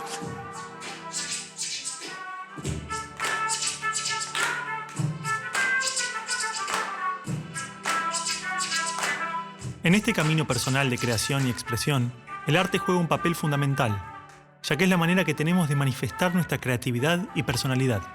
Desde este lugar, es imprescindible que nuestro concepto de arte sea lo más abierto y menos reglado posible. Entonces, las artes están allí puestas en la lógica de construcción de comunidad de sentido, no en términos de lo que hoy llamaríamos las industrias culturales, que es la derivación de las bellas artes, ¿no? Entonces, allí estamos parados nosotros en las artes populares. Creamos con la pintura, la música, pero también la danza, el teatro, el diseño, la construcción, el relato, la escultura, la literatura, el humor, el juego. Todo lo que surja espontáneamente del niño es creación. De cada persona se revela su interioridad a través del arte. No se usa el arte como herramienta o instrumento de aprendizaje. El arte en sí mismo es ya bastante válido como para utilizarlo como herramienta de aprendizaje. En ese sentido, el arte es un derecho. Si tú no accedes al arte, no accedes a una formación integral. Me parece que la emoción es la base que mueve la vida, o sea, las emociones nos dirigen. Antes de tomar una decisión, yo siento. No tenemos que hacer en la escuela educación emocional específica, sino que tenemos que tener en cuenta que el individuo es un ser emocional y que esas emociones son complejas. Si cuando manejamos la relación y los contextos de aprendizaje ya tenemos en cuenta la emoción que eso genera, ya vamos a desarrollar la emoción. No hay ser humano que pueda vivir indiferente o abandonado. Necesitamos de amor, de cariño, de aceptación de los seres humanos. O sea, solamente habrá un adulto equilibrado y emocionalmente estable y saludable cuando haya sido atendido con mucho amor del niño. Y cuando le hayan tenido mucha paciencia y mucho cariño y sienta que le tuvieron cariño y le tuvieron paciencia. O sea, uno de los factores primordiales de aquí es la atención. El escuchar, el atender. Y más que una atención verbal, una atención física, una atención de sostener, de contener. No solamente en que ellos se sientan queridos, reconocidos, ¿sí? Sino también que ellos aprendan a expresar sus emociones. Al saber que sus emociones son respetadas, no tienen ningún problema de expresarlas. Y hablo muchas veces con los alumnos de temas de esto, de quizás no tengas trabajo, quizás tu entorno no sea lo más favorable, pero si sabes gestionar tus emociones seguramente estés más a gusto, ¿no?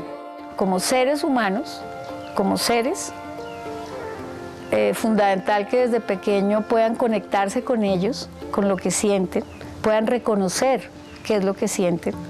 Conocer esas virtudes que tiene. Tiene que conocer qué es lo que va a poner a disposición de la humanidad.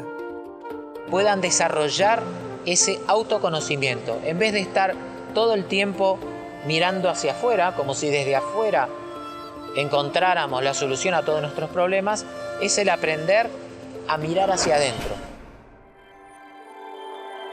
Aprender a conocer todas las herramientas de las que disponemos para básicamente definir el propio destino, para que cada uno aprenda a ser artífice de su propio destino, que cada uno decida, ¿no?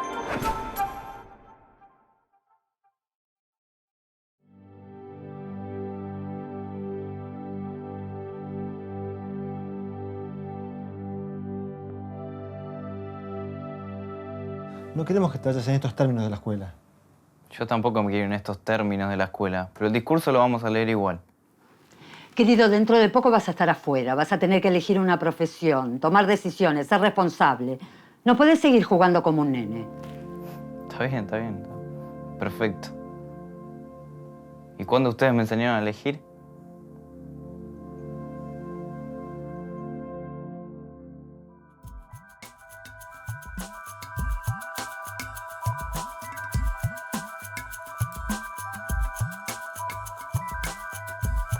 La vida está llena de opciones y hay que aprender a tomar opciones.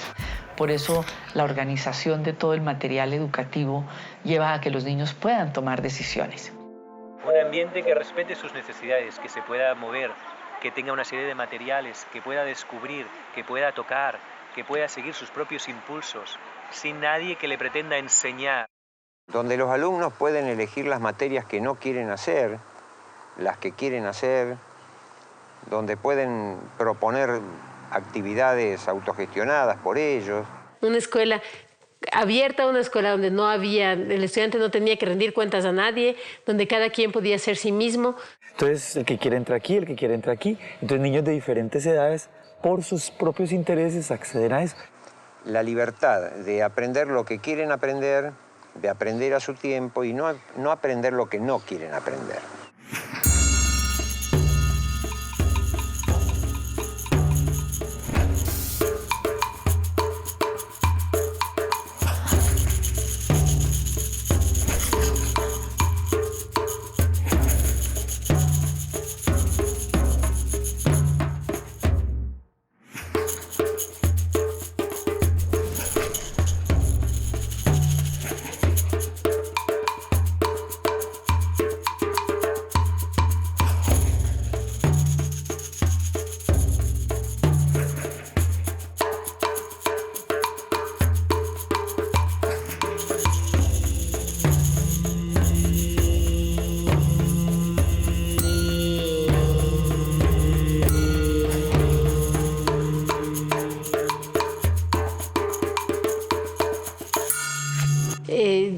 decidir qué hace le va a ayudar a darse cuenta qué más necesita elegir. De alguna manera los proyectos le permiten probar muchas opciones y de pronto tener al final de su proceso una idea más clara de sí mismo. El niño va encontrando caminos para su vida futura y tiene la certeza que él sea zapatero o sea médico, le va a ir bien. Si él lo hace con todo el amor y con todo el arte y toda la entrega posible, ¿me entiendes? Uno no puede aprender libertad en teoría cuando salen de la escuela, luego ser libres. Los chicos tienen que ser libres en la escuela. Si uno no puede decidir qué es lo que quiere experimentar, qué es lo que quiere vivir, está muy limitado a la hora de aprender. Solamente cuando tú tienes autonomía y te sientes respetado en tu autonomía, vas a poder saber qué quieres. Básicamente los niños que no logran estos niveles de independencia, que se convierten en niños dependientes de otras personas, nunca van a hacer lo que ellos quieren, siempre van a hacer lo que otras personas quieren. Primero necesitas saber resolver situaciones por ti mismo y en ese proceso se va a dar la responsabilidad. Yo me propongo, yo hago, obtengo y es un ciclo ya de toma de decisiones, de voluntad, de manejo de la libertad. Y después de la responsabilidad, entonces puedes aspirar a esa libertad bien entendida. Quizás el mayor desafío que enfrentamos es nuestra tendencia a dirigir la actividad del niño. La única forma que conocemos de educar es decirle al otro qué hacer y cómo hacerlo. Y tenemos pocas experiencias donde decidimos por cuenta propia. Me encuentro muchas veces en las aulas que les pregunto qué quieren hacer y no saben qué hacer. O sea, están muy acostumbrados a una directividad en el aula. Vamos a hacer esto, vamos a hacer lo otro. Porque el docente en general está acostumbrado a ser el que dirige todo. Sin embargo, de esta forma, le damos una participación activa al niño. Un docente que ya no dicta clases, sino está pasando por los grupos, orientando, facilitando. Los escucha y les da espacio para desenvolverse. El profesor hace las propuestas, no impone, sino que propone. No es que tú tengas la autoridad y él no la tiene. Se trata de sembrar en el alumno la idea de que él tiene que ser la autoridad en su propia vida.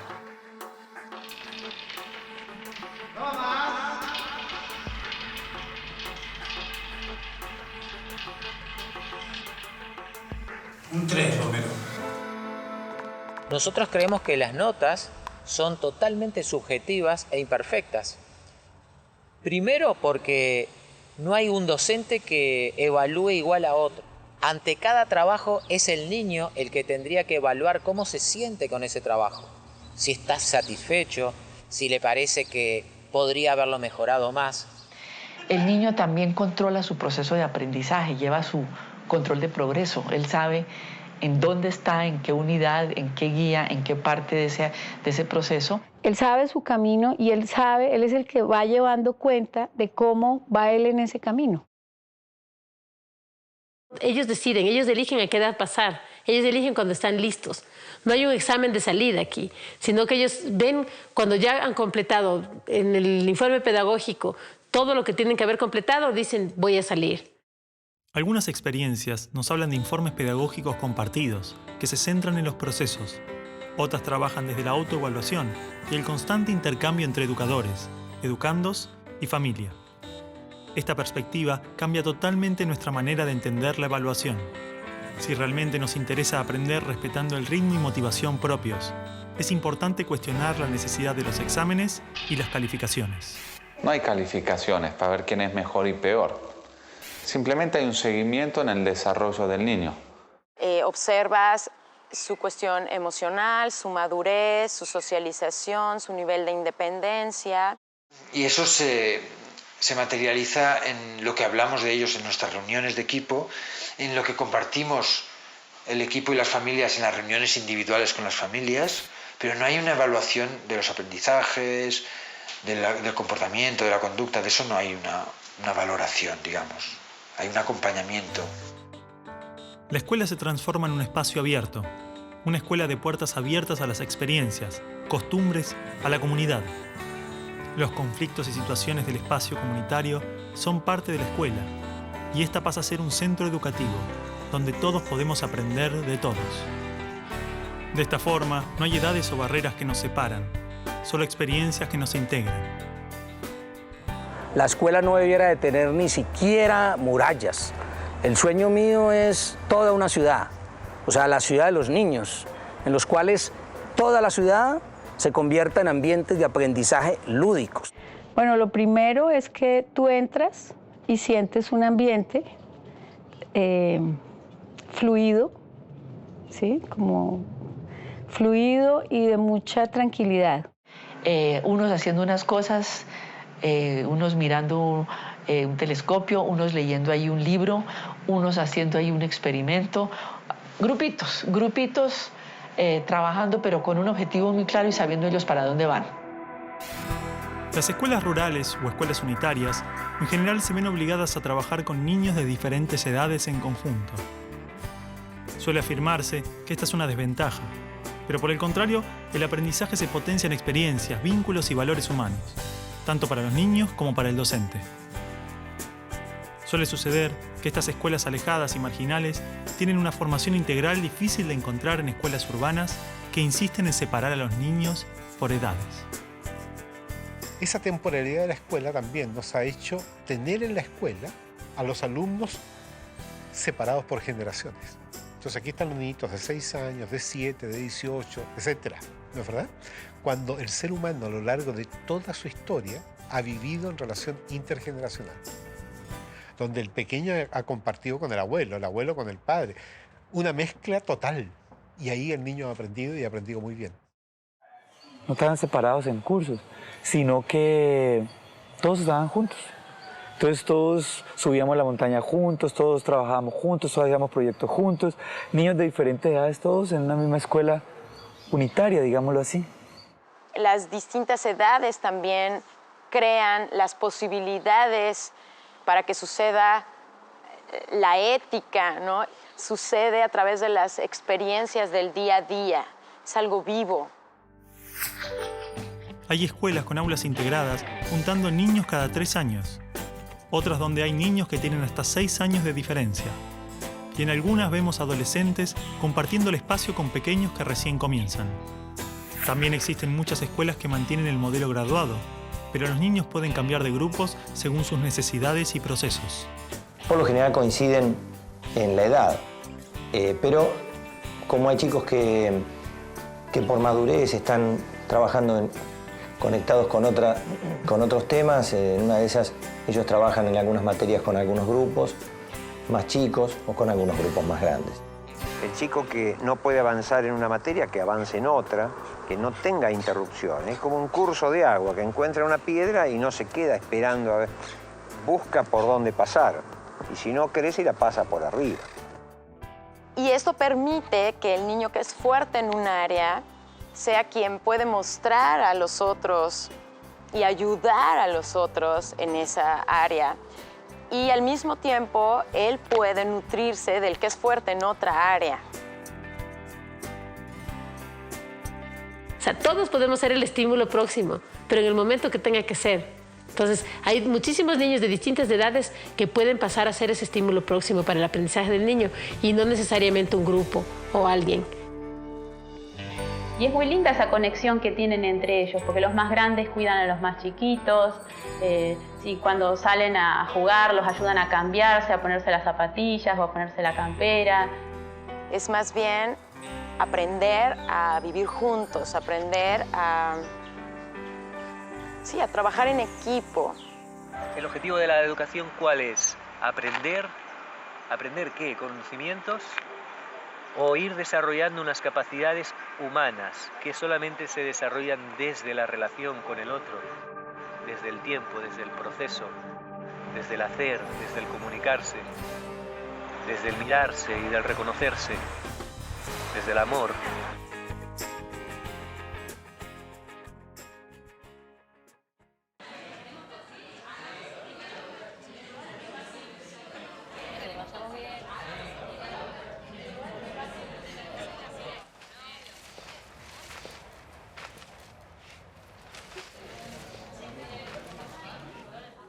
Bueno, ahora ya está, me cansé, voy y le pregunto a ver qué están haciendo. Ya fue.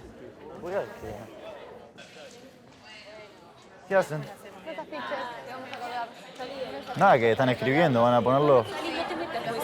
Bueno, no van a pegar, quiero saber. Que está pisando. Sí, ya sé. ¿Dónde está mal? Ya sé que lo estoy pisando. Ya sé que... ¡Ey, pará, basta! ¿Qué pasa? No pasa nada. ¿Cómo nada? No, nada. Cristina, por favor, llévatelo. Sebastián, Vamos, se viene. vos te quedás acá. Ustedes también. Vamos, ustedes también, vamos. ¿Qué se piensan que es la escuela? ¿Puedo decir algo? No, ahora no, Micaela. Esto es un caos. ¿De qué te reís? Estos afiches... ¿Qué es esto? Nada, son unos afiches que queremos pegar en las paredes, ya que no nos dejan leer el discurso. De ninguna manera. Esto así no. ¿Ustedes piensan que puede hacer cualquier cosa? ¿Que pueden colgar cualquier cosa? No, chicos. En la escuela hay reglas. El mundo es un caos. Nuestras vidas son un caos. Por eso tenemos que darle un poco de paz, tranquilidad, seguridad. La escuela quiere darles un poco de orden. ¿Entienden? ¡Orden!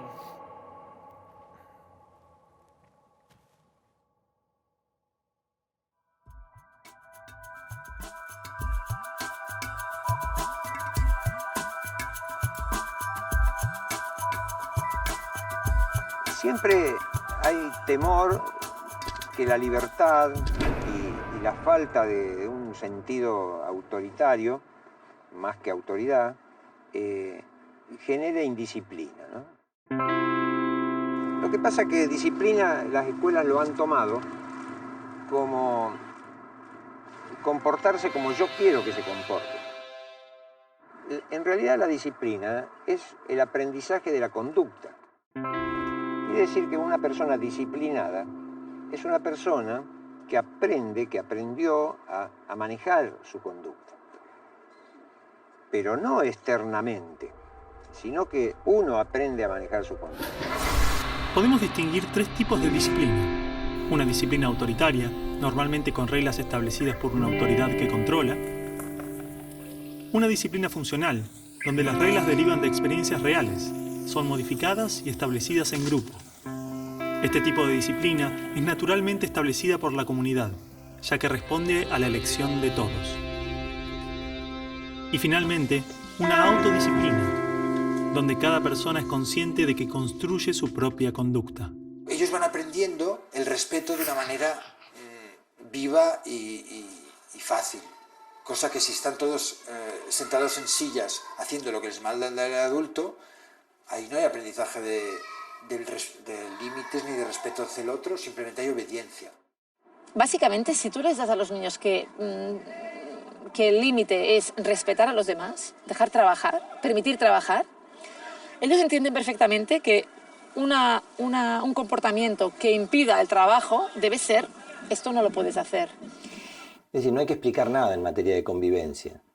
Vos no podés trabajar si el grupo de al lado está haciendo demasiado ruido, y viceversa. Y el tema está en que el niño empiece a hacerse cargo de las consecuencias que él mismo produce.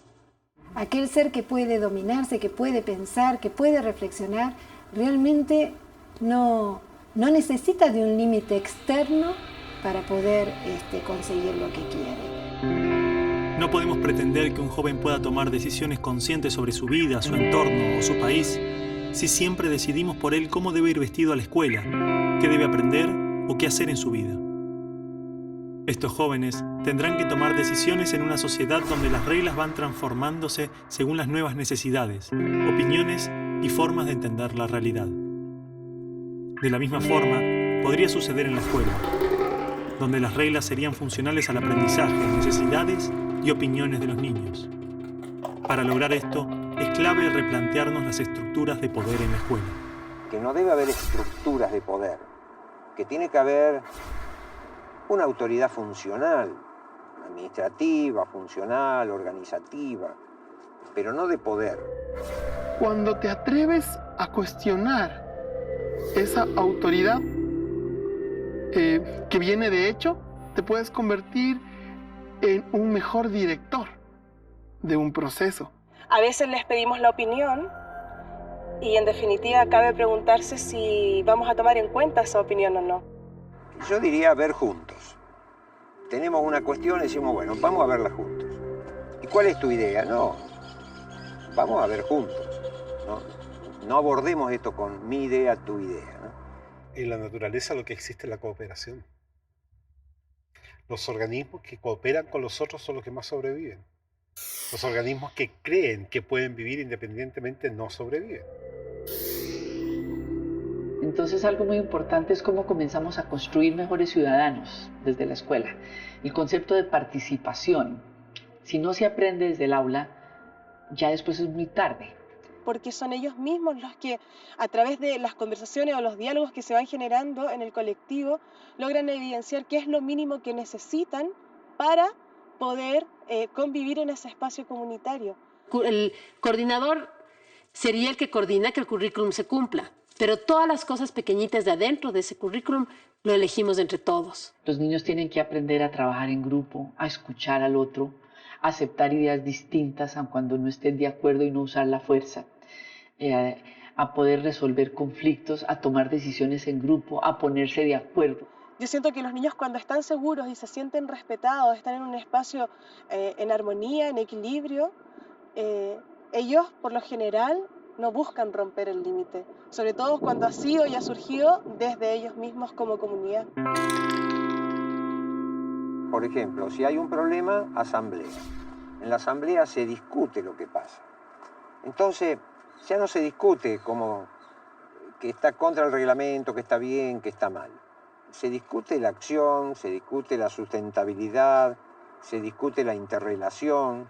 Aparte hay momentos durante el día en que hay reuniones, hay asambleas, hay, como se les quiera llamar, en que se toman una serie de decisiones colectivamente y en que los niños, que tienen la madurez necesaria para ello y el deseo de participar en ellas, participan. Y en la asamblea los facilitadores no tenemos voto. Los chicos tienen voz y voto y nosotros solo tenemos voz. Entonces participamos en la asamblea, pero los que deciden son ellos. Algunas experiencias conforman gobiernos estudiantiles con estructuras muy complejas. Otros tienen asambleas semanales desde la primaria y hasta espacios de reflexión que atienden las necesidades y conflictos que surjan. En todos, los niños toman decisiones sobre su realidad, las reglas, la forma de vestir, los roles que se asignan entre ellos, propuestas educativas, proyectos curriculares y en algunos casos hasta deciden quiénes conformarán el equipo de maestros. Es perder el miedo, atreverse a equilibrar un poco más la balanza y confiar en que los niños y los adolescentes tienen mucho que decir. Todo se da en un cierto caos y sin embargo ese caos es un caos constructivo donde reina una buena vinculación entre las personas. Trabajamos en ruedas, sentados en almohadones o en alfombritas en el piso. Un poco como el sentido que tenía antiguamente la ronda, ¿no? De que es un espacio en el que todos somos iguales, todos estamos a la misma distancia, nos podemos ver todos. Pues aquí los niños sobre cada objetivo de aprendizaje están dialogando, reflexionando solos, en pareja y en grupo. Se aprenden a ayudar, se aprenden a cuidar como una forma de vida. Entonces, hay una pelea entre dos niños. A ver, pasó esto con él, pero ¿y cuál fue tu parte ahí? ¿Sí? Es como reconocer que uno también tiene que ver en una relación. Mediar para que entre ellos puedan hacer ese trabajo y cada uno hacerse responsable de su parte en el conflicto. Comprender que el otro, tanto como yo, pues cree que está en lo cierto. Y bueno, desde ahí, ¿cómo nos podemos entender, ¿no? Va a ser un ser que propicie la conversación, el intercambio y el afecto con el otro por construir un vínculo que les sirva para toda la vida, a ambos. Gran parte de estas experiencias, ya sean dentro o fuera de las escuelas, se ven obligadas a funcionar al margen del sistema, siendo negadas y excluidas. En algunos casos, los niños pueden rendir exámenes libres para justificar su aprendizaje, y en otros no se les permite obtener una validación de sus conocimientos. ¿Es realmente necesario que un papel nos diga que sabemos? ¿Acaso un título es prueba de que hemos terminado con éxito nuestra educación? ¿Acaso hay una educación que finalice o sea exitosa? Que no tiene que ver con un aprender que 2 más 2 es 4. Tiene que ver con el poder descubrir tu vocación, tu misión en la vida. Cuando tú eso lo tienes claro, puedes cerrar los ojos, respiras profundo y sabes por dónde ir. La educación no termina nunca, porque la esencia de la nueva educación es la autoeducación. Y el proceso final es que el propio alumno se convierte en un maestro. Y él aprende, de su propio interior aprende. Y también aprende del exterior. Se forma un flujo en el que la educación se convierte en un entrar y salir de dentro, ¿no? El alumno no solamente es alguien que recibe, sino que se convierte en una fuente. Entonces, aquella idea que nos vendieron en la escuela de que estudie para que tenga algo y sea alguien en la vida, la idea de estudie para que ascienda, la idea de la educación como la única vía de ascenso socioeconómico, no es tan cierta. Hace pocas décadas surgió una corriente crítica hacia la escolarización. Educadores, pedagogos, sociólogos reivindicaban la educación fuera de las instituciones, en el ámbito familiar y social. De estas críticas surgen las prácticas de la educación en casa, educación sin escuela, y con el paso del tiempo comenzaron a pensarse formas de autoeducación, redes de formación autodidacta y educación entre pares. Tratamos que aprendan en la vida cotidiana. Viajan con nosotros, van a diversas actividades con nosotros, de esas que se llaman laborales, donde muchas veces están, o la mayoría de veces están excluidos los niños y las niñas. Unas ganancias que son bastante potentes en términos de autodescubrimiento, de reconquista de la autonomía, de seguridad personal. Yo lo veo mucho más seguro de lo que quiere, que explora mucho más, que estudia porque le gusta aprender. Y consideramos que el tipo de educación sin escuela que nosotros hacemos es un tipo de educación que podríamos denominar de autoaprendizaje colaborativo o de aprendizaje autodirigido o de aprendizaje libre. Desde luego, hay tantas formas de educación en casa o educación sin escuela como familias que la practican. Desde experiencias realizadas por educadores y académicos hasta familias con creencias religiosas y pueblos con culturas marginales. Estas experiencias enriquecen la diversidad educativa y las formas de entender el aprendizaje. Pero para eso es necesario que todas ellas puedan existir, sean libres. Yo creo que no hay que obligar, la libertad no se puede obligar, pero sí se pueden abrir espacios para ella, de tal manera que sean legítimos.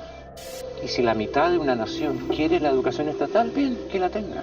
Pero si la otra mitad quiere, no sé, 30 pedagogías distintas, que sea. Un nuevo paradigma educativo debería ser escenarios donde cada uno pudiera experimentar y descubrir las cosas que les gustan y luego desarrollarlas. De ahí mi propuesta, que lo que tenemos que hacer es desescolarizar la escuela, vale decir, quitarle a la escuela todo lo que tiene de escolar. Esto significa que le tenemos que quitar a la escuela todo lo que impide que los estudiantes aprendan. No necesariamente tiene que estar en escuelas.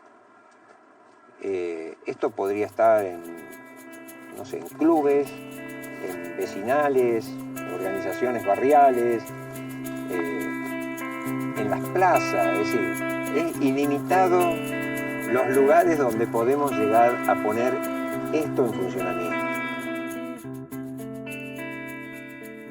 Son adolescentes. Por favor, no hay que darle más crédito a esto. Yo a los 18 también quería cambiar el mundo, pero no se les puede dar... No me parece que sea tan así. Me parece que la crítica de los chicos está bien.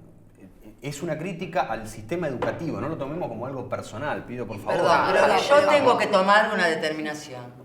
¿Los dejamos leer el discurso o no? Mira, Alicia, yo te digo una cosa. Si vos los dejás, vas a perder autoridad. No pueden hacer lo que quieren, ¿no? Igual con el tiempo, los chicos se olvidan. Yo después hablo con ellos y les explico por qué no lo pueden leer. No, es que no es así. No. A ver, el tema no es si los dejamos leer o no el texto. Me parece que tenemos que pensar si le estamos dando o no importancia a lo que dicen. Es profundo lo que están diciendo, no es cualquier cosa. Mira, yo comparto totalmente con vos. Porque todos hemos leído este trabajo. Y acá lo que piden los chicos es que haya un cambio en la educación, un crecimiento. Me parece que si somos capaces de revertir estas posturas nuestras diarias, de todos los días, entonces los chicos nos van a tomar más en serio. Y yo creo que esto es una oportunidad que se nos da en la palma de la mano. Si no la podemos ver, tal vez sea porque nos estamos subestimando un poco. La pregunta sería, ¿estamos dispuestos a tomar esa oportunidad? ¿Y estamos preparados para ese cambio?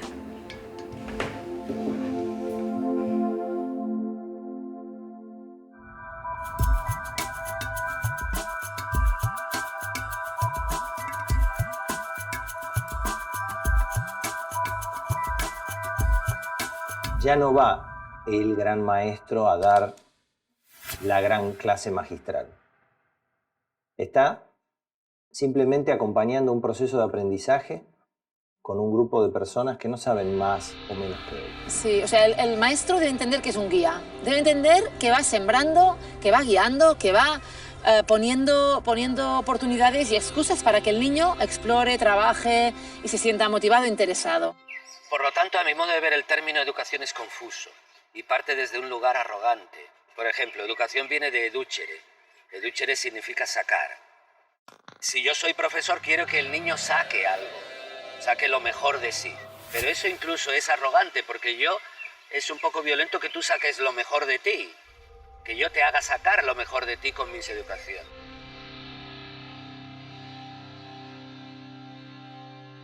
Yo propongo cuidar en lugar de educar. Cuidar solo hay un modo, o cuidas o descuidas. Educar hay muchos modos, pero cuidar no. Una capacidad de aceptar el fluir de la vida.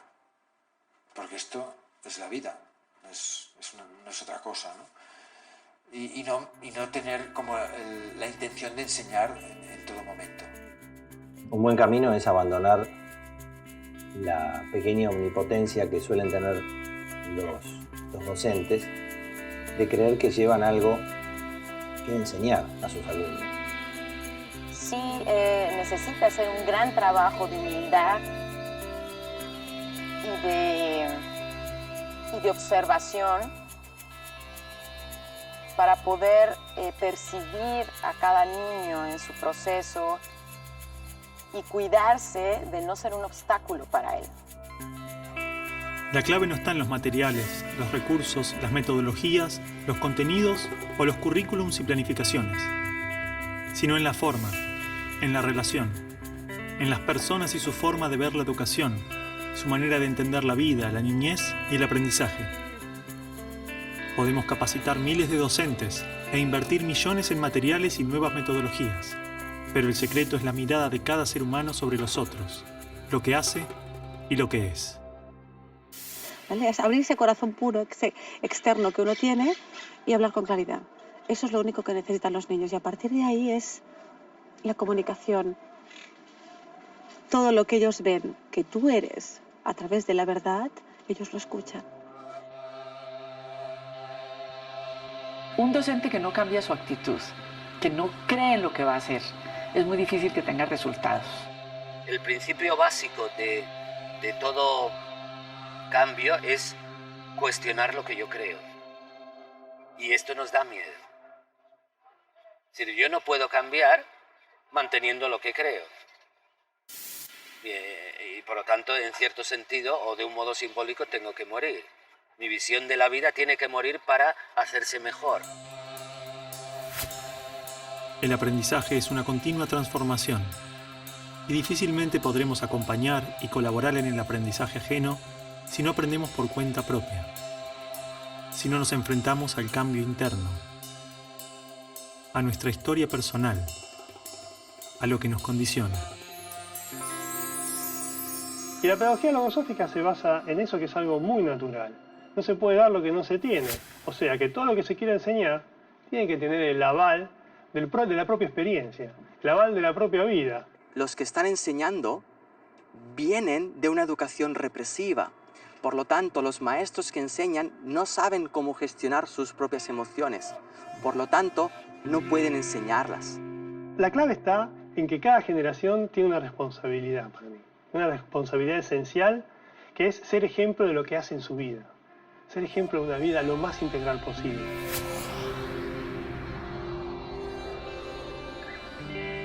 Es como que los educadores cuando estudian los van convenciendo de que la educación es así, ¿no?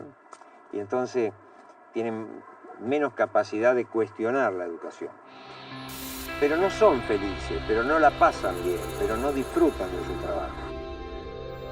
Es muy importante empezar a mirar qué estoy sintiendo yo cuando estoy educando. ¿Me estoy sintiendo en paz? ¿O me estoy sintiendo en conflicto? El cambio en los maestros, pues en la misma línea que los padres, exactamente, es descubrir su propio ser, su propio potencial, en descubrirse más allá de las creencias y de la educación que han recibido. Por lo tanto, eso exige un trabajo interior muy grande, tremendamente grande. Pero sobre todo es un camino de autoconocimiento. Un maestro, para ser maestro, tiene que estar en un continuo proceso de autodesarrollo. Un trabajo muy profundo de sensibilidad, de conciencia, de armonía, de alegría, ¿no? Para atreverte a llamar maestro. Porque si el docente sigue temiendo el mañana, si el docente sigue dudando de sus capacidades, no lo va a poder orientar al chico. Si realmente en la educación no eres feliz, no estás educando. Entonces el docente también tiene que amar todo lo que ha vivido hasta ahora para precisamente darle la vuelta y transformarlo. Cuando vos estuviste realmente conectado con los chicos, salís de esas clases como rejuvenecido, lejos de irte de la escuela cansado, te vas con un montón de energía. Mucha gente que quiera ser maestro porque le dé ganas de jugar, que quiera ser maestro porque le dé ganas de abrazar, que quiera ser maestro porque le dé ganas de aprender de los chicos. Yo pienso que realmente ser maestro es un privilegio en esta vida, porque es como meterte en la fragua todos los días. Salís transformado, aunque tenés que estar muy, muy ciego para no aprovechar esa oportunidad de crecimiento que tenés. Es el contacto con la vida misma, es como estar como en la naturaleza en su estado más puro. ¿Cómo puede un docente transmitir felicidad y realización personal si el sistema mismo lo considera un número? Lo que la escuela hace con los niños, también lo hace con los maestros, a través de sus premios y castigos, puntuaciones, limitaciones, su burocracia. Ahora, cuando nosotros decíamos que los chicos crezcan en libertad, también los docentes debían estar en libertad, ¿no? El docente tiene un rol que tiene que recuperar. No porque el Estado se lo concede, sino porque él lo toma. De hecho, eso implica, por ejemplo, que en este colegio no existe un director. Hay una dirección colegiada, los profesores tenemos que ponernos de acuerdo. No hay a quien echarle la culpa.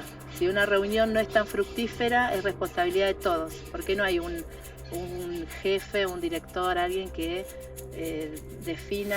De hecho, todos los días, al final del trabajo, nos reunimos, compartimos más o menos 1 hora y media, 2 horas, en la que conversamos sobre los temas del día. Y yo no sé si se sostendría esta experiencia si no hubiera ese trabajo por detrás, ¿no? No solo esta reunión nuestra de las mañanas, sino que después todos los días en el almuerzo también nos reunimos para hablar de los chicos, evaluar, digamos, hacer una evaluación general del día y de cada uno de los grupos, o tratar algún tema si hubo alguna situación particular que atender. La tarea de la educación es tan compleja que uno solo no lo puede hacer. Esto es un trabajo en equipo.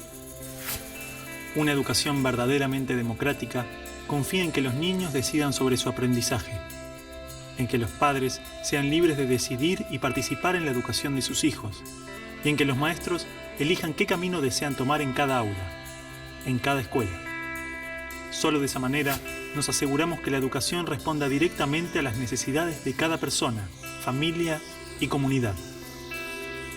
De esta manera, no hay una receta perfecta, un método para todos, sino tantas propuestas como experiencias libres y autónomas existan. A mí, como profesor, Mucha gente me pregunta, amigos, amigas, ¿cuál es la mejor escuela? ¿Cuál es el mejor modelo? Y yo simplemente les digo, mire, donde hay amor, hay respeto. Y donde hay respeto, hay la posibilidad de crear, porque hay diálogo. Entonces, una institución donde se pueda realmente amar al otro. Y amar quiere decir aceptarlo en su diferencia. Donde hay amor, hay respeto. Muchas de estas propuestas pedagógicas iniciaron allí y desde allí construyeron una discursividad muy coherente. Pero, a mi modo de ver, cometieron el error que es muy común en nosotros los seres humanos. Creyeron que habían encontrado la verdad.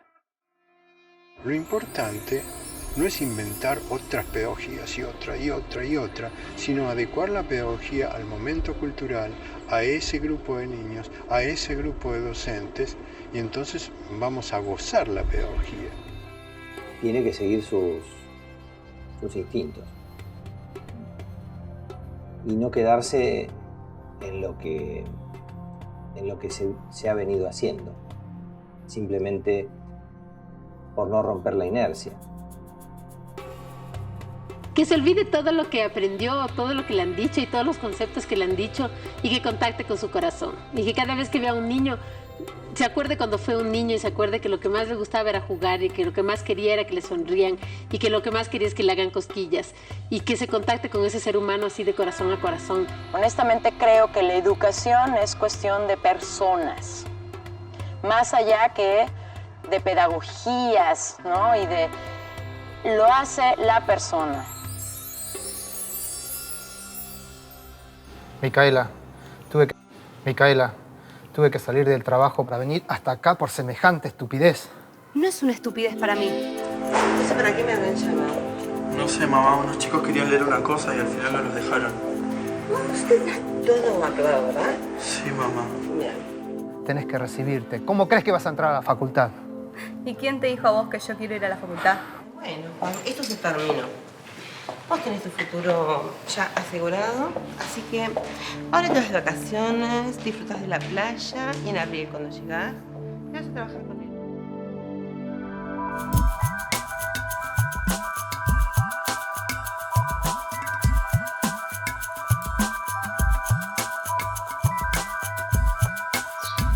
La familia es todo, es de donde venimos, es el principio de todo, el lugar que nos acoge. La familia es importantísimo.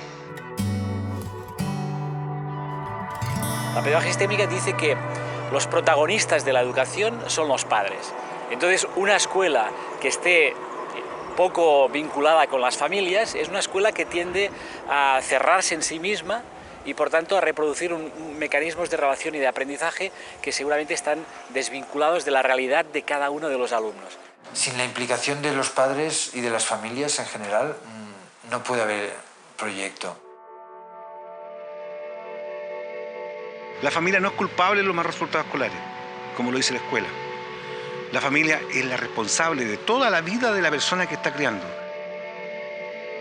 Es determinante en la formación del ser humano.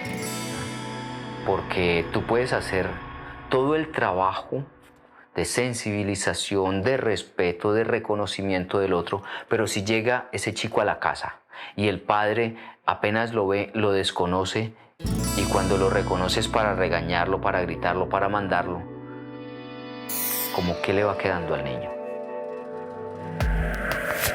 Antiguamente, los niños aprendían en sus hogares, trabajando con sus padres, de sus quehaceres diarios, del día a día. Todo lo aprendían de compartir con sus padres y la comunidad. La escuela debía acompañar ese proceso. Pero muchas familias han perdido esta confianza en sí mismas. La confianza en que su propio instinto puede decirles cómo criar y educar a un niño. Como lo hemos hecho miles de años. Parece que los padres piensan que criar a un hijo es una actividad profesional. Es decir, que yo para criar a mi propio hijo debería estudiar, debería esforzarme y que como al fin y al cabo probablemente no lo acabaré de hacer bien por mucho que me esfuerce, pues lo mejor es que ya directamente le deje al niño a un profesional, a un pedagogo, a un pediatra, a un psicólogo, que ellos sí que saben de cuidar hijos, y no es así. Los únicos que pueden criar bien a los hijos son los padres. sea, los niños es una oportunidad inmensa, es un regalo. Sinceramente es un regalo. Y es triste que normalmente en el mundo desarrollado lo que solemos hacer es apartarlos. Los llevamos a la escuela pronto. Hay madres y padres que ven al niño 1 hora al día. Pero esto, ¿cómo puede ser esto? O sea, ¿cómo podemos esperar algo hermoso de ahí? A ver, los niños necesitan estar con sus padres. Un niño establece un vínculo afectivo muy fuerte con una persona que habitualmente es su madre y lo pasa muy mal cuando se separa de esa persona. Lo pasa tanto peor cuanto más pequeño es y cuantas más horas seguidas está separado de esa persona.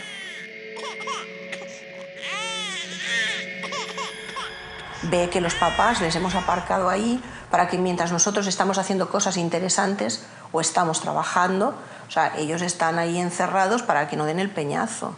Y esa es muchas veces la sensación que ellos tienen y no entienden para qué aprender todo aquello. Esto incluso las guarderías, digamos, de categoría no han hecho absolutamente nada bueno. Es una cosa separar al hijo de la madre tan pronto. Esto, ¿qué estudio defiende esto? Esto en fin, no hay nada que defienda esto. Nosotros debemos de estar con nuestra familia. Las escuelas no tienen sentido ahí. Nosotros debemos de estar con nuestros amigos jugando, con nuestras pandillas, entre comillas, aprendiendo a conocer el mundo.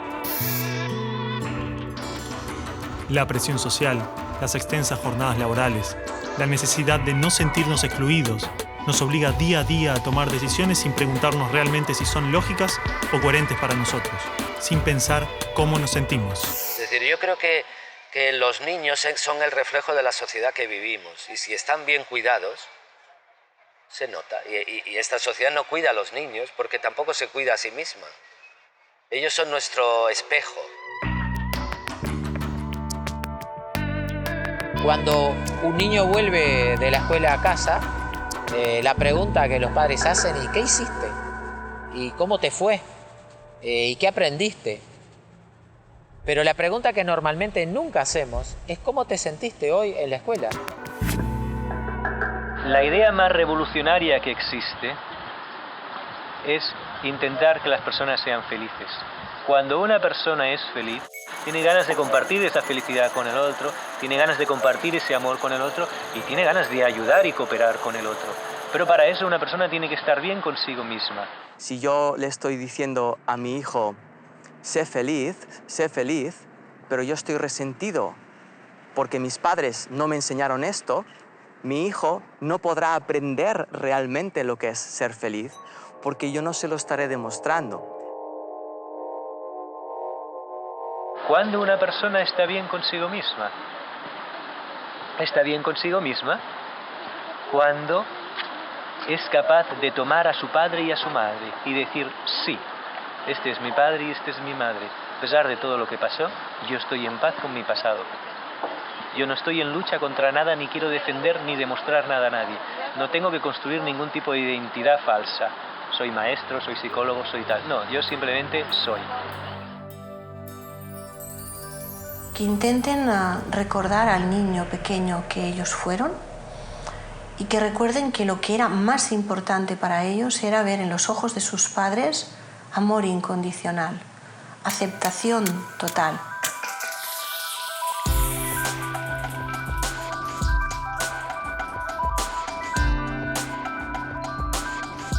Y que miren a sus hijos realmente con ojos de curiosidad, con ojos de descubrimiento.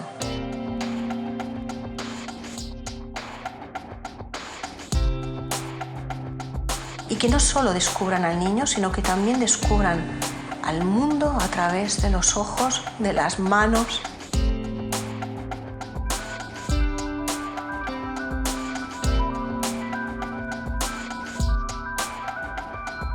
Pienso que ahí descubrimos la auténtica maternidad y la auténtica paternidad.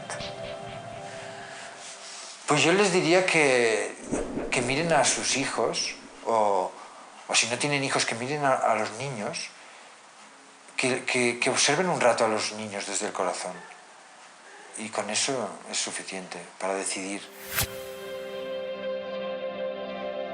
Entonces usted dele lo que más pueda de atención. Juegue, revuélquese con él, participe con él lo que más pueda. Hágale que él participe en sus tareas, aprenda de las cosas de la casa, pero a su voluntad y como un juego. Por muchos buenos métodos que tengamos, un niño necesita ante todo amor, cercanía, sentirse cuidado, protegido. Cuanto más pequeño, más protegido. Y después, por sí mismo, puede proteger a los demás y cuidar a los demás. Es decir, primero tiene que apegarse para desapegarse. Creo en que las mamás y los papás estamos volviendo a ser los educadores que fuimos en algún momento, ¿no? Más allá de ir y botar a tu hijo en un lugar donde parece ser que te lo van a educar, estamos diciendo, a ver, no, momento, ¿no? Esto no lo acepto y creo que además tiene que surgir de ahí. No va a llegar de una autoridad. Esto es algo que sencillamente a nivel personal tienes que trabajar por alcanzarlo. Nuestra historia social, cultural y personal nos ha traído a este momento. Adoptamos y creamos una gran cantidad de objetivos y expectativas que probablemente no sean nuestras, sino del mundo que nos rodea. La mejor escuela, la mejor universidad, títulos, prestigio, dinero. Nos ha hecho olvidar lo que realmente buscamos. ¿Qué buscan? Buscan que su hijo tenga un título determinado. ¿Para qué? ¿Para qué estoy en esa búsqueda de saber? ¿Qué estoy buscando? ¿Qué tipo de conocimiento busco? Un conocimiento que genere al niño llegar a un éxito, ¿desde qué punto de vista? Mi hijo tiene que ser como yo quiero que sea. O tiene que cumplir lo que yo nunca he podido cumplir. Todo esto es muy egocéntrico. Estoy educando para que se sepan adaptar a la sociedad que les va a tocar vivir, que mira que va a ser dura. O estoy educando para que ellos detecten críticamente lo que les gusta, lo que no les gusta, y en su día a día trabajen para la mejora de esta sociedad. Porque un niño viene con un mundo tan fresco que irremediablemente va a cuestionar el mío. Porque para él todo es nuevo. Para él no hay nada viejo. Confíen en sus hijos. Ellos saben mucho más de lo que ustedes creen. Porque a veces las personas que más limitamos a nuestros hijos somos los padres. Y después lo sufrimos. Lo que trato de transmitirte es que es tan hermoso poder cuidar a un hijo por todo lo inesperado que tiene, por todo lo misterioso, por todos los problemas que nos trae. Es hermosísimo porque eso es una oportunidad para crecer inmensa.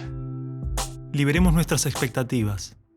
Hagamos a un lado lo que el mundo pretende de los niños, lo que la cultura espera de cada uno de nosotros. Respeten a los niños. Denle la oportunidad que se desarrollen como ellos se desarrollan, no como nosotros de adultos queremos o pensamos que deba ser, sino como ellos pueden hacerlo. Los ideales y objetivos que tenemos sobre los niños no nos permiten ver quiénes realmente son y qué es lo que necesitan, no mañana o dentro de varios años, sino hoy. Hay una sola cosa que realmente es importante.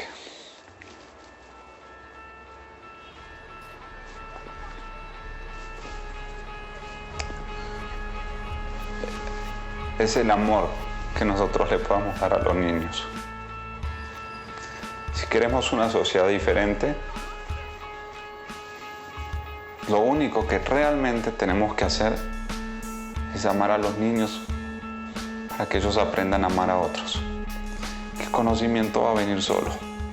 Los resultados del mundo vienen solo. Pero un niño que no fue amado difícilmente va a aprender a amar. Esto es algo que escribieron unos compañeros para leer a fin de año, pero no los dejaron. Y a mí me parece que es importante, entonces me gustaría leerlo. Hoy en día la educación está prohibida. Muy poco de lo que pasa en nuestra escuela es verdaderamente importante. Y las cosas que importan no se anotan en ningún cuaderno ni en ninguna carpeta. ¿Cómo encontrarnos con la vida? ¿Cómo enfrentarnos a las dificultades? No lo sabemos. Hablan mucho de educación, progreso, democracia, libertad, un mundo mejor. Un mundo mejor. Pero nada de eso pasa en el aula. Nada de eso pasa en el aula. Nos enseñan a estar lejos unos de otros y a competir por cosas que no tienen valor. Padres y maestros no nos escuchan. No nos preguntan nunca qué opinamos. No tienen idea de qué sentimos, qué pensamos o qué queremos hacer. ¿No sería maravilloso que podamos elegir día a día ir a la escuela? Que sea elección nuestra, no de nuestros padres. Que la escuela sea un lugar hermoso, donde disfrutar, donde jugar, donde ser libres, donde elegir qué aprender y cómo aprenderlo. Existen multitud de experiencias que se han animado a transformar las estructuras de la escuela. Experiencias de educadores que se atrevieron a pensar la escuela desde otros lugares. Muchas de ellas se han convertido en métodos formales, otras trabajan desde espacios comunitarios y populares. Algunas han elegido continuar la experiencia en forma privada y muchos otros lo hacen dentro de las aulas de la escuela pública. Estos ejemplos son prueba viva de que los esquemas tradicionales de la escuela pueden ser reinterpretados y alterados. Hay experiencias en toda clase y grupo social donde han habido educadores con intención de cambiar. Educación activa, popular, libertaria, cooperativa, libre, ecológica, democrática, holística, étnica, educación sin escuela, educación en casa. En mayor o menor medida, todas estas experiencias apuestan a pensar el aprendizaje como un continuo crecimiento, como el intercambio vivo entre el individuo, sus pares, su entorno y su comunidad. Una educación viva. Enseñarnos que las cosas pueden ser distintas. Ese es el ejemplo que nos tienen que dar. Sus expectativas son suyas, no son nuestras. Y mientras las sigan teniendo, vamos a seguir fallando. Esta película expone una parte de las ideas que encontramos. Hemos visitado algunas de todas las experiencias que existen y solo unas pocas las conocimos en profundidad. No existe una sola forma, no existe el mejor modelo. La verdadera diversidad existe cuando se respeta y experimenta la diversidad en todas sus dimensiones. Todas estas experiencias son valiosas porque son el fruto de personas que dedicaron su vida al aprendizaje. Existen desencuentros y coincidencias, pero no cabe duda de que todos aportan al mejoramiento de la educación. Necesitamos que sus ideas y prácticas salgan a la luz, poder conocer sus aportes, historias, riquezas y limitaciones, compartir recursos, intercambiar visiones y construir juntos un nuevo paradigma educativo. Por todo esto decimos basta. Basta de decidir por nosotros. Basta de calificarnos, basta de imponernos. Ni las ciencias, ni los exámenes, ni los títulos nos definen. Acá estamos para eso, para hablar, para compartir nuestras ideas. Aprender que las cosas se pueden cambiar. Nosotros vamos a decidir qué queremos ser, hacer, sentir o pensar. Hoy más que nunca, existen los recursos para que estas experiencias se multipliquen y diversifiquen. Existe la posibilidad de que la escuela se reencuentre con la educación, que sea un espacio construido y gestionado por toda la comunidad, que responda a las necesidades de las personas y su entorno. Creemos que la educación está prohibida, no por culpa de las familias, no por culpa de los chicos, no por culpa de los docentes. La educación la prohibimos todos. Cada vez que elegís mirar para otro lado en vez de escuchar. Cada vez que elegimos la meta en lugar del trayecto. Cada vez que dejamos todo igual en lugar de probar algo nuevo. Esta película es una invitación a encontrarnos con la educación más allá de los muros de la escuela que todos conocemos. Una invitación a pensar otras formas de aprendizaje, a conversar y debatir acerca de nuestras prácticas escolares y educativas. Seas docente. Seas alumno. Seas padre. Seas quien seas. Ayúdanos. La educación tiene que avanzar. Tiene que crecer. Tiene que cambiar. Encontrarnos con los otros, conocer y explorar sus experiencias, intercambiar ideas y llevarlas a nuestra realidad. Esa es nuestra propuesta y empieza hoy mismo.